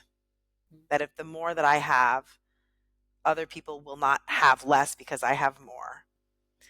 And then there are other people who work in the space of like economic liberation, economies of liberation, who will actually argue that and say, when people of privilege hold and amass more wealth, it is actually impacting and causing other people to have less. But that's where it gets tricky. I don't think that anyone at our level of wealth accumulation is having that level of impact. It really is at the level of like billionaires hoarding resources at that level, and the way that they amass that level of wealth through extractive industries and systems that harm people. At that level, those people having and holding that level of wealth, in fact, does influence other communities having less access. Like, in fact, their money may come directly from harming specific communities, damaging their water systems, destroying their ability to thrive economically. Like, literally, there's a direct correlation. But we're not at that pinnacle of the pyramid. We're not those billionaires running those extractive businesses, right? We're somewhere else in the system where we can grow and build a more conscious business where we make the money in ways that are less harmful and extractive by healing or helping other humans, and then we can spend that money in different ways to move those monies in the system in different ways. And there is absolute data driven proof that when Black, Indigenous, people of color, people who hold marginalized identities, women, queer people, disabled people make more money, they spend that money differently. They invest that money differently. And so, yes, in fact, the money does move differently in the system, right? So then going back to like, we don't want to have only the gloom and doom. On the other side of it, what would happen if more people who hold marginalized identities and more women made more money in ways that are less harmful because we're creative and innovative? And what if we spent and moved that money through the system in different ways? What type of a critical mass could we arrive at? And how could we begin to move those resources into different places through our buying power, right? But it gets tricky because, again, a lot of the narratives of whiteness and guilt come from feeling bad when we have more. And that's also not helpful, right? Because again, going back to the point of like, I work with women of all ethnicities. I work with conscious white women, women who have mixed identities. I work with Black, Indigenous, women of color. I work with queer people. I work with trans people. I don't work with Trump supporters.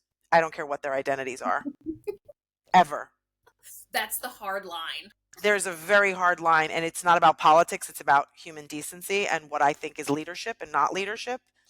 I don't support, and I don't want to help people make money that support narcissism as a leadership quality.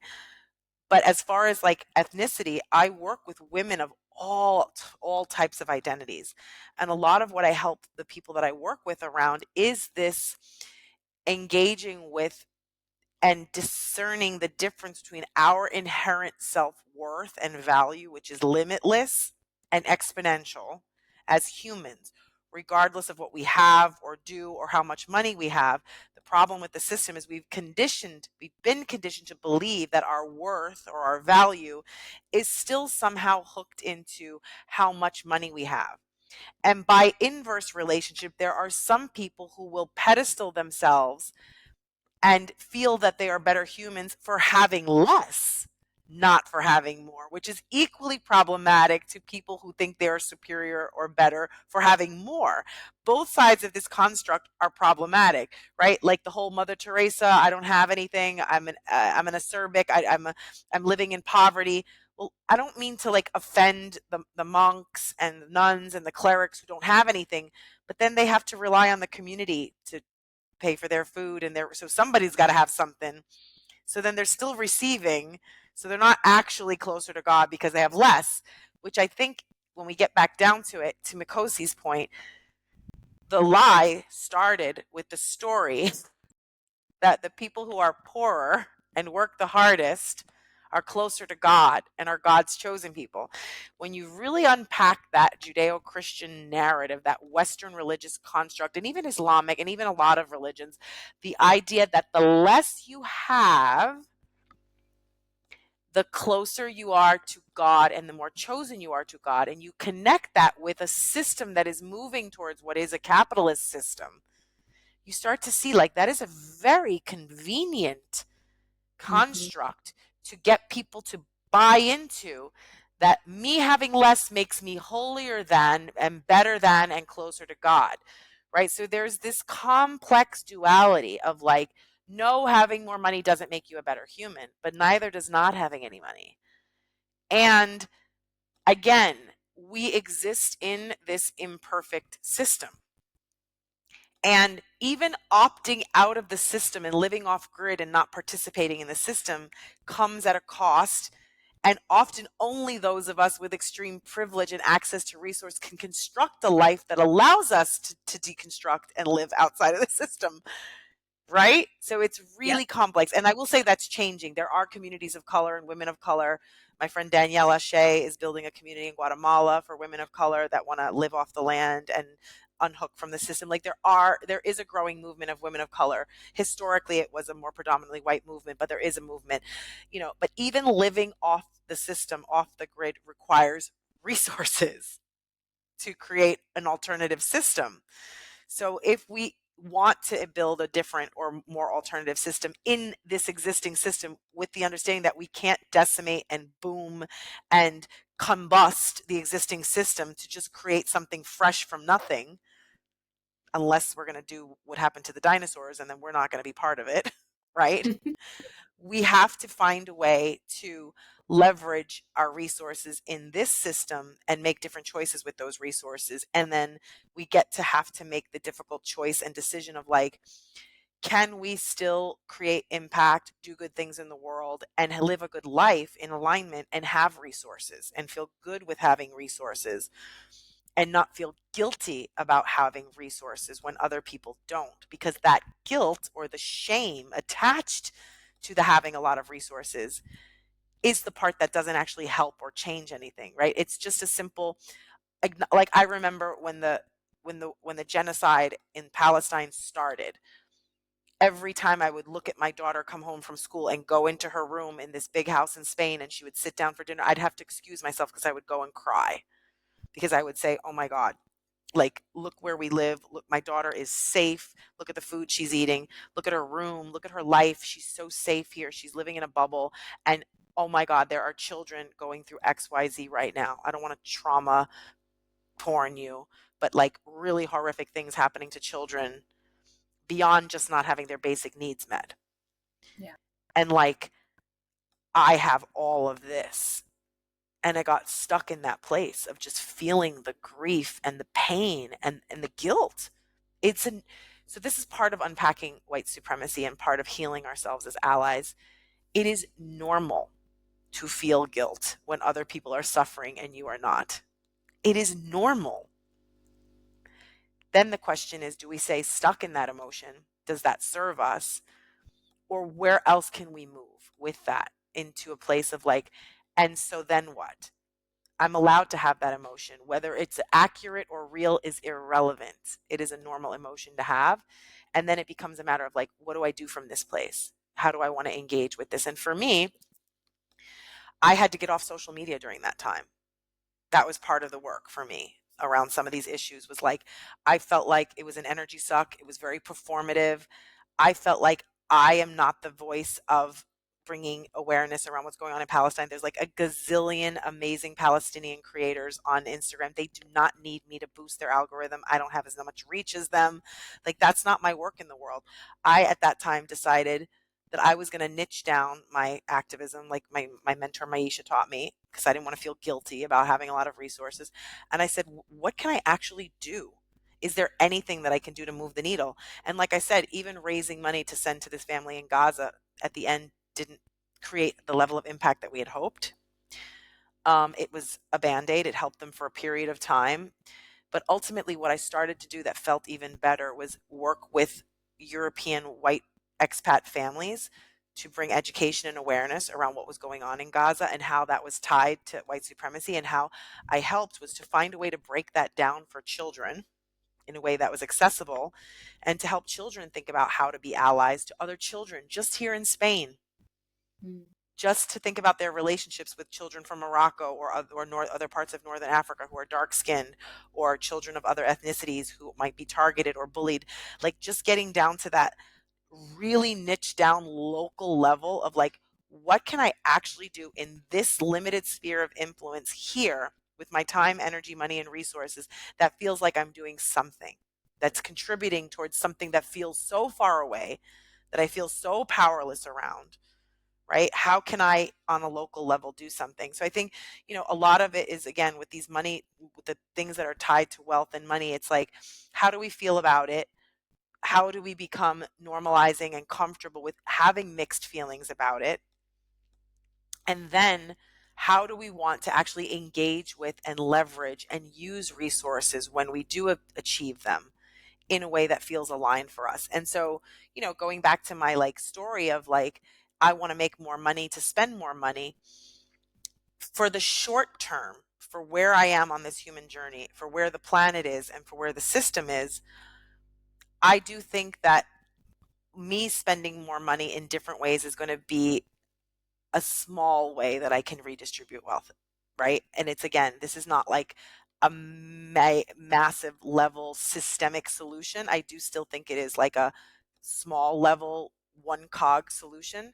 And then on a bigger scale, I think the bigger questions have to do with things that are really difficult, like, what is our conditioning to be tied to consumption and amassing things as a sign of both status and wealth, but also just as a form of an unhealthy satiation. Like, we crave and desire something, we have a need, and become conditioned to believe that having more things will satiate the need. But ultimately, the science shows, there's actually a really fascinating film out there called Happiness, and they did surveys and focus groups and interviews of people from the poorest communities in India to some of the wealthiest places in the world to gauge their level of happiness.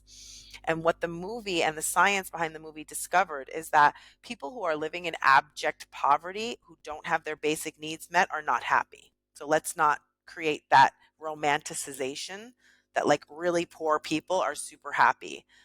They're exhausted and they're living in survival mode, and that doesn't make them happy. They can find joy, but they're exhausted and they're not happy.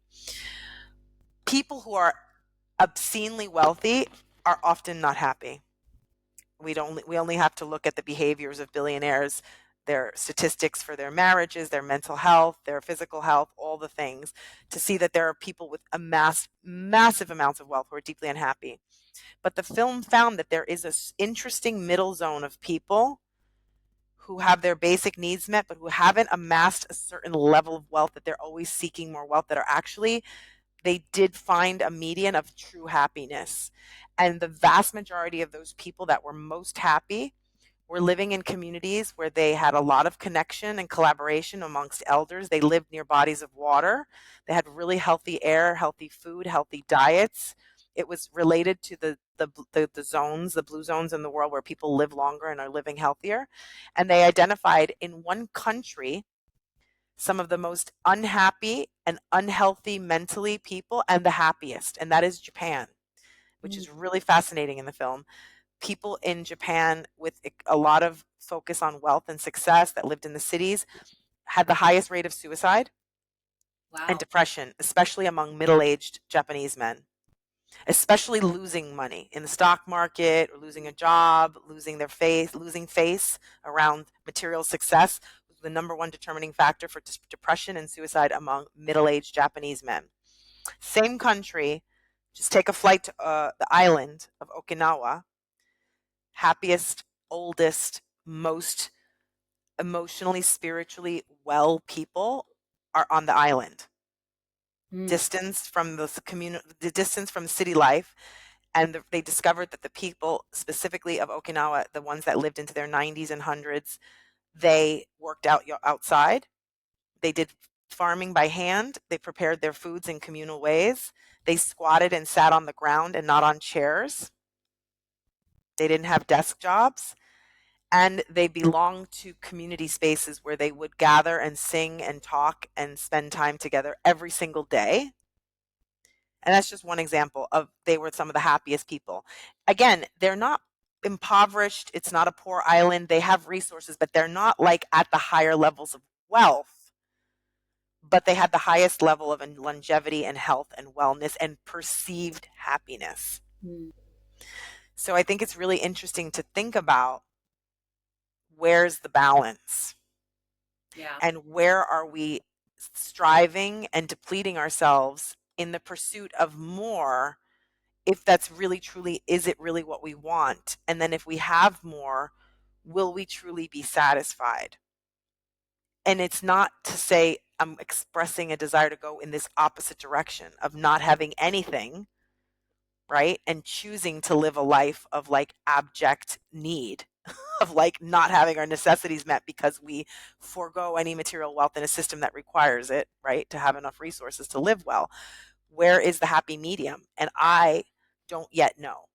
I know that for me, I personally have swung a little into the higher level of having a lot and realizing not only is this having a lot not bringing me happiness, but it's actually causing more stress and complicating my life, Mm.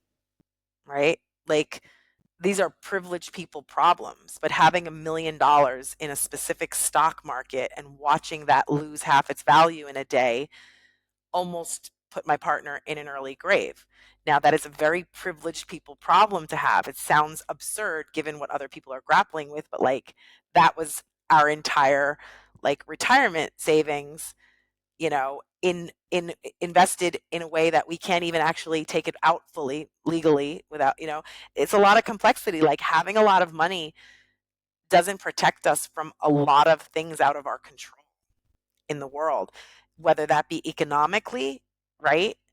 As well as health. Like, having a lot of money doesn't prevent you from getting cancer from poisoned water systems and poisoned plastics food.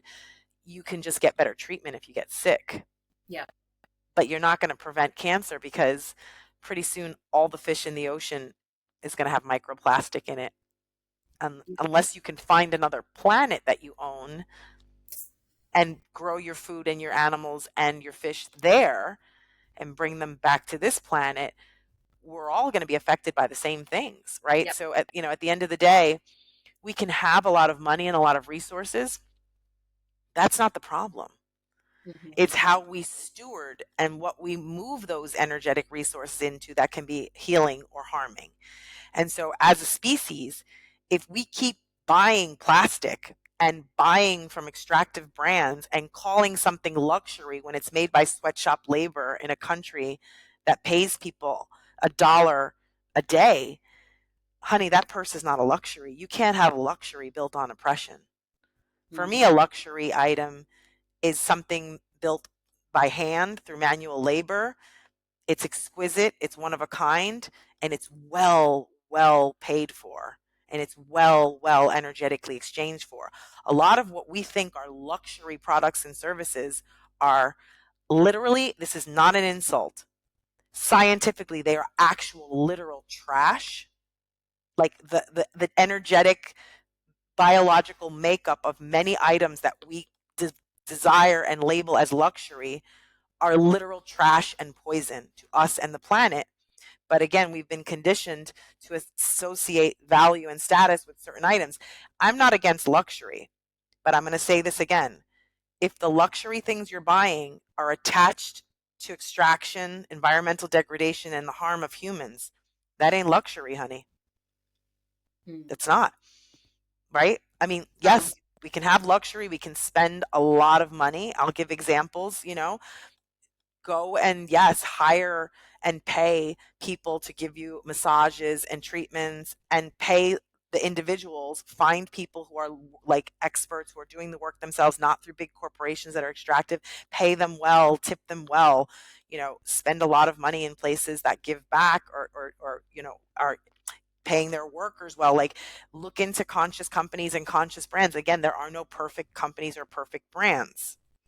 There are just companies and brands that are less extractive or less hierarchical or more local. And the more we can spend locally, organically, on items, products, and services that are grown, built, and produced in ways that are less harmful, then our money does less harm in the system.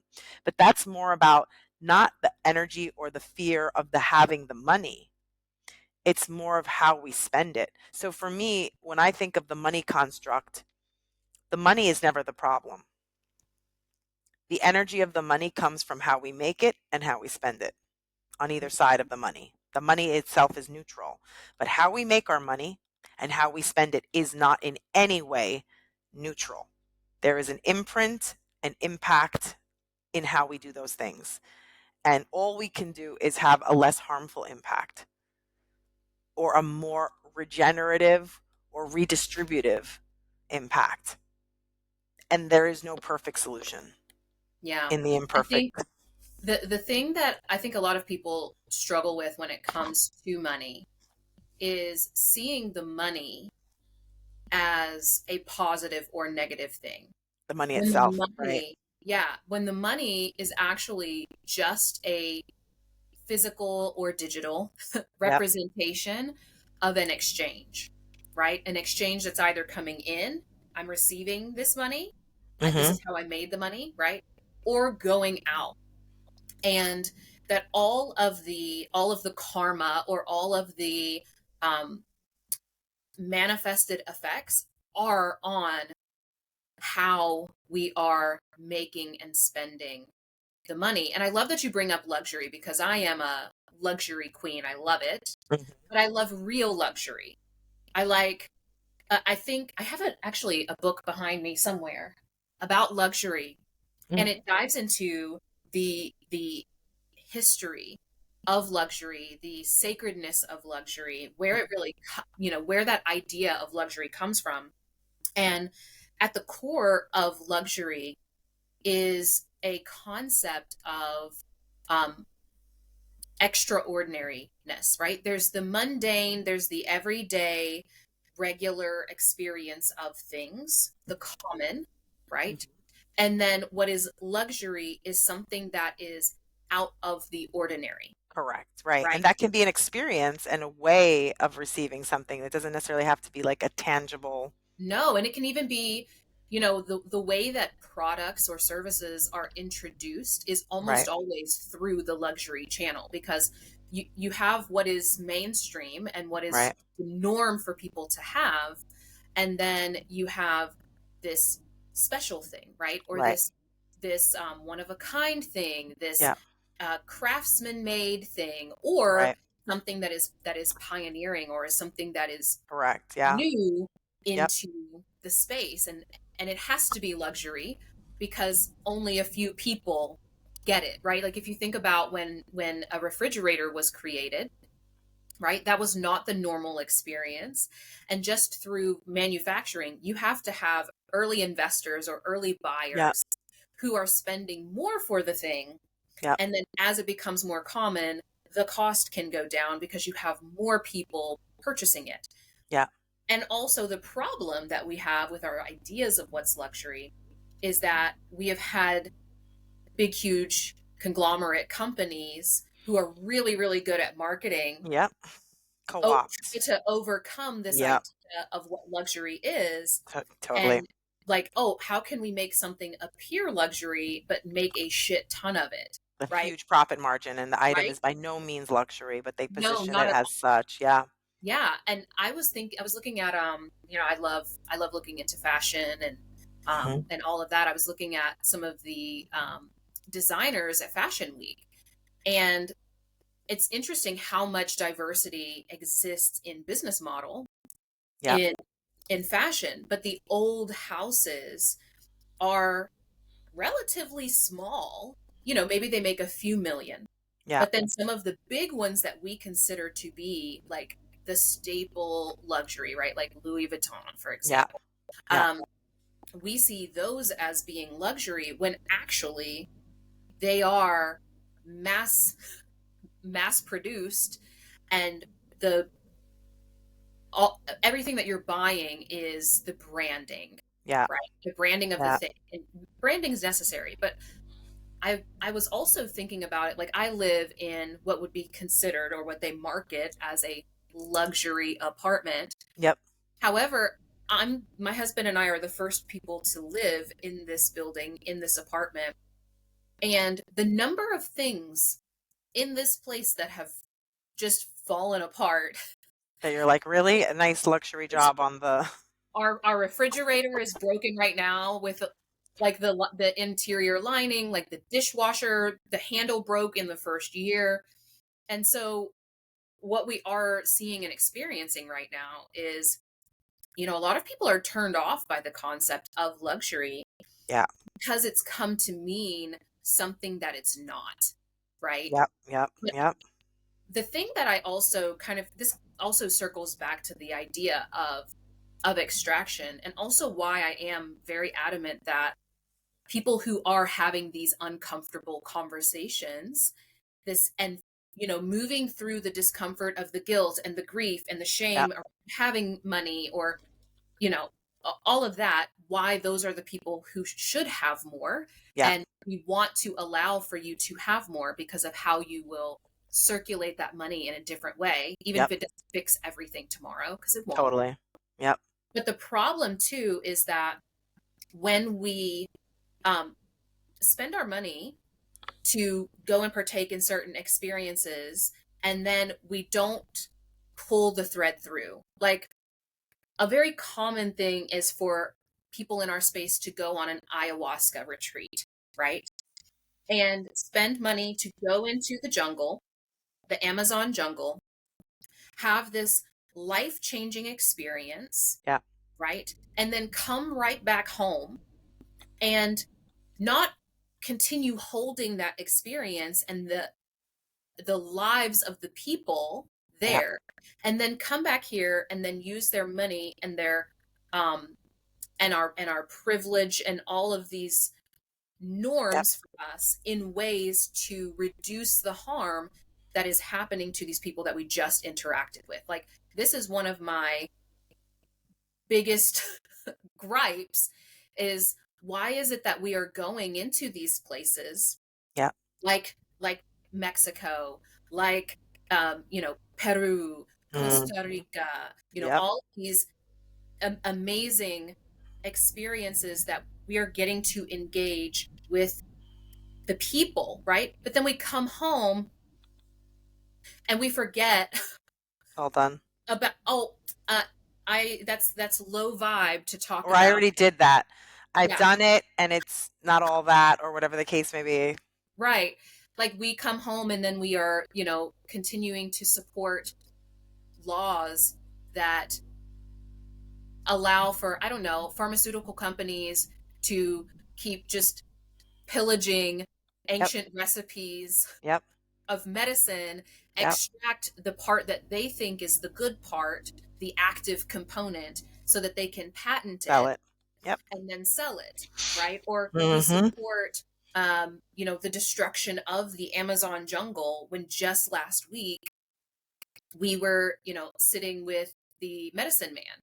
Mhm. So those are the things that I'm like, what if we allowed for our money to not just go into support, paying for, the beautiful artisan made piece. Like when I went to Egypt, I bought the most amazing pieces in the Nubian village. I avoided all of the like Mm. Chinese trash. No offense to the Chinese. Okay. It's just that the pieces were not being made by anyone there. They were just being bought in bulk, that like polyester garbage being sold at the pyramids, right? And instead spent my money in the Nubian village with the grandmothers who were like making the crochet things Mhm. and not stopping there, right? Being mindful when we get home of, you know, what am I spending my money on? What am I supporting with my politics? Yep. What laws am I like? What is the actual ripple effect? And I think Yeah. sometimes we think of what is the thing, at least in the US, because we are so hyper individualistic, we think Mhm. of, um, well, what is the thing that is going to affect me and my family? Like we vote or we make decisions Yeah. solely for what matters to me. Right. And I think sometimes we get out of order Yep. with priority. Like to Yeah. me, the highest priority is basic human rights. Like, are people allowed to survive? Are they allowed to live? Are they allowed to have clean water? Are they allowed to have a roof over their head? Like, these are the basic things that we should prioritize, right? Yeah. And then after those, okay, are those check marks, have we struck those, then we can start considering the things that are around our preferences, right? Totally. Like, would I prefer for all of our food to not have certain chemicals in it? Yeah. Yeah, actually, I don't like eating microplastics, Right. everything that I eat. Yeah. However, what is the order of priority? Yeah. Like, I want people to eat first before concerning myself with Absolutely. microplastics, right? Especially Yeah. with money and privilege. Because one thing I noticed, like I grew up in small town West Virginia, we did not have access No. to fresh, organic, you know, stuff in our grocery stores. But one thing that I've seen shift drastically since I was a kid, anytime I go back home, I go in the grocery stores and the organic section grows.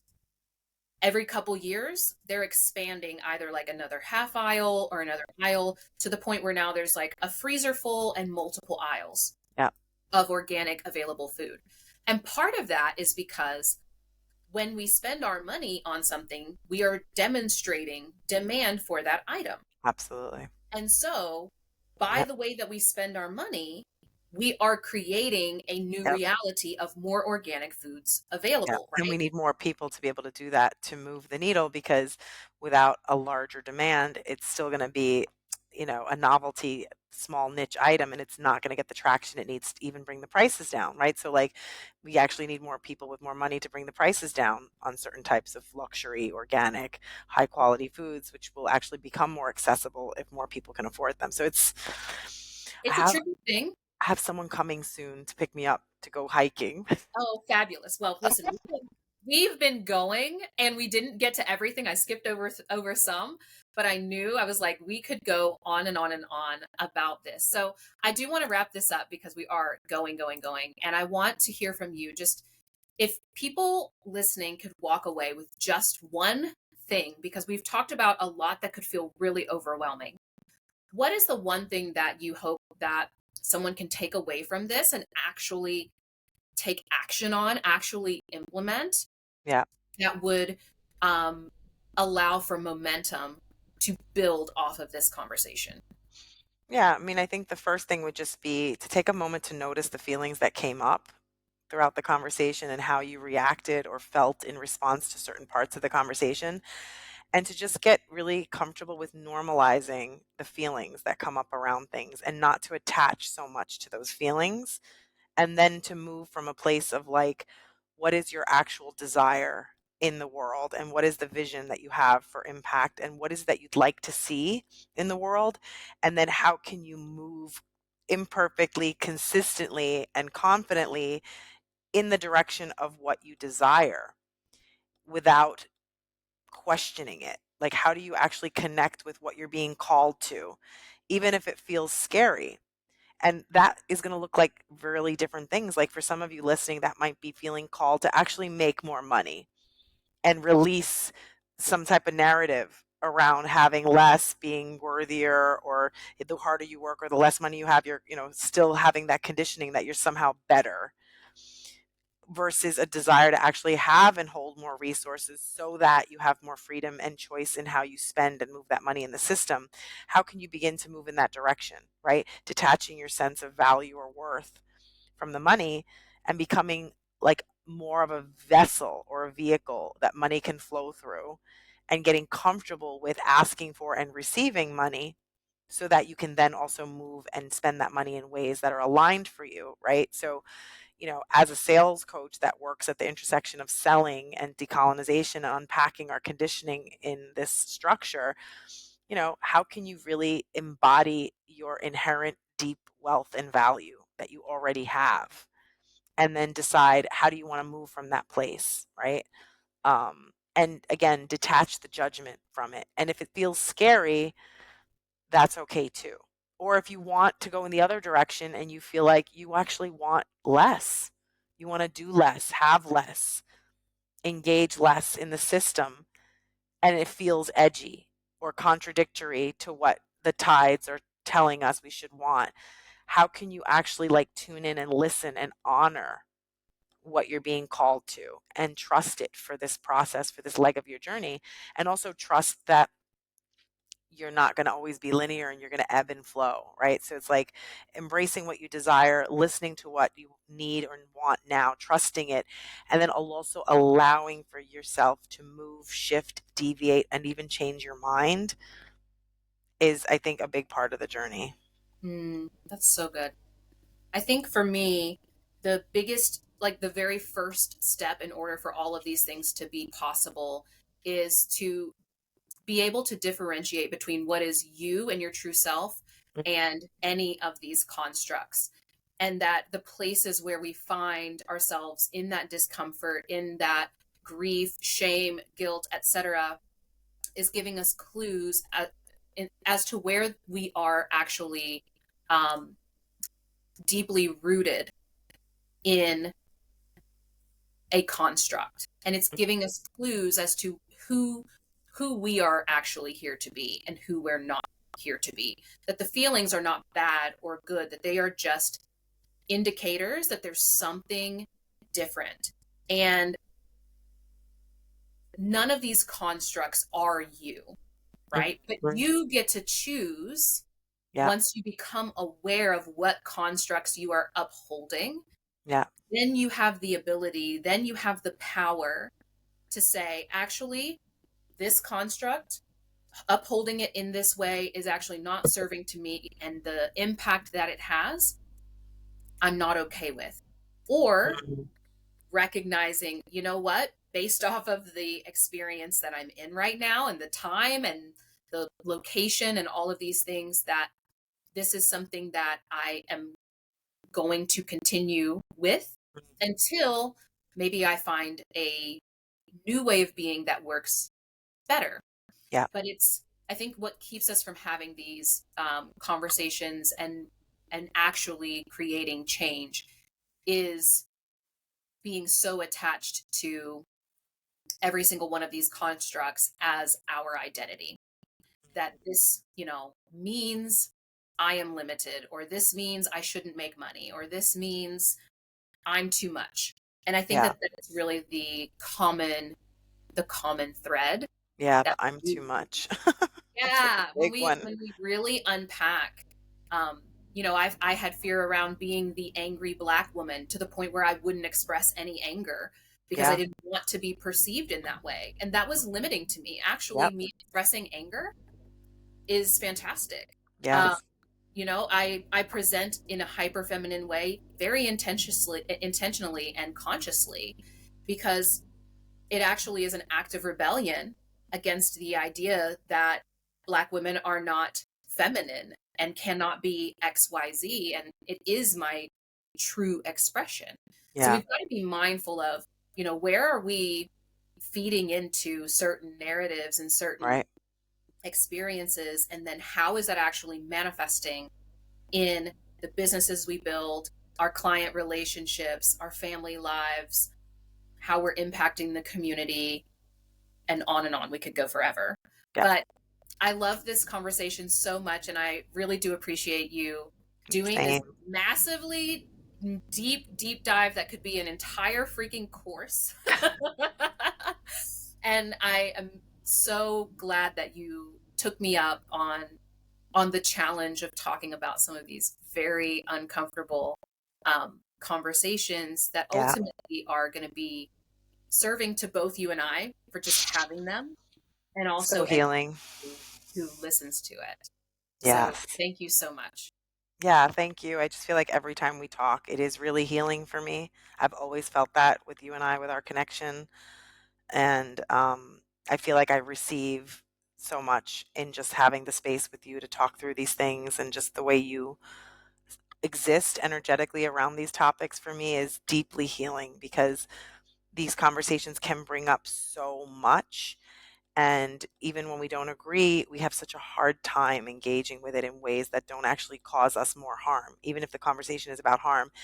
And just for whatever reason, every time I have these conversations with you, I feel that we've gone deep, but I don't feel a sense of like heaviness or harm from having gone deep and had the conversation. And I think Mhm. this is an example of the moving forward into what we are moving into. It's like we have to reach a place where we can have these conversations and we can be safe and regulated and comfortable, even when the conversation is not a comfortable topic. Yeah. Yeah. So where can people find you if they want to learn more about you, tune into what you've got going on and how you're disrupting the business space? I am on Facebook again after having my old account hacked. So just under my regular legal name, Brigette Iarrusso, I am on Facebook. I'm also on Instagram under Disruptive Business Coaching, and I'm on LinkedIn with my name, and TikTok. So I'm actually in most of the places. But yeah, I would say I live a lot on Facebook in terms of just like these conversations, and a little bit more so on Instagram now. Awesome. Awesome. Well, I'm going to let you get to your hike, your connection, your community time.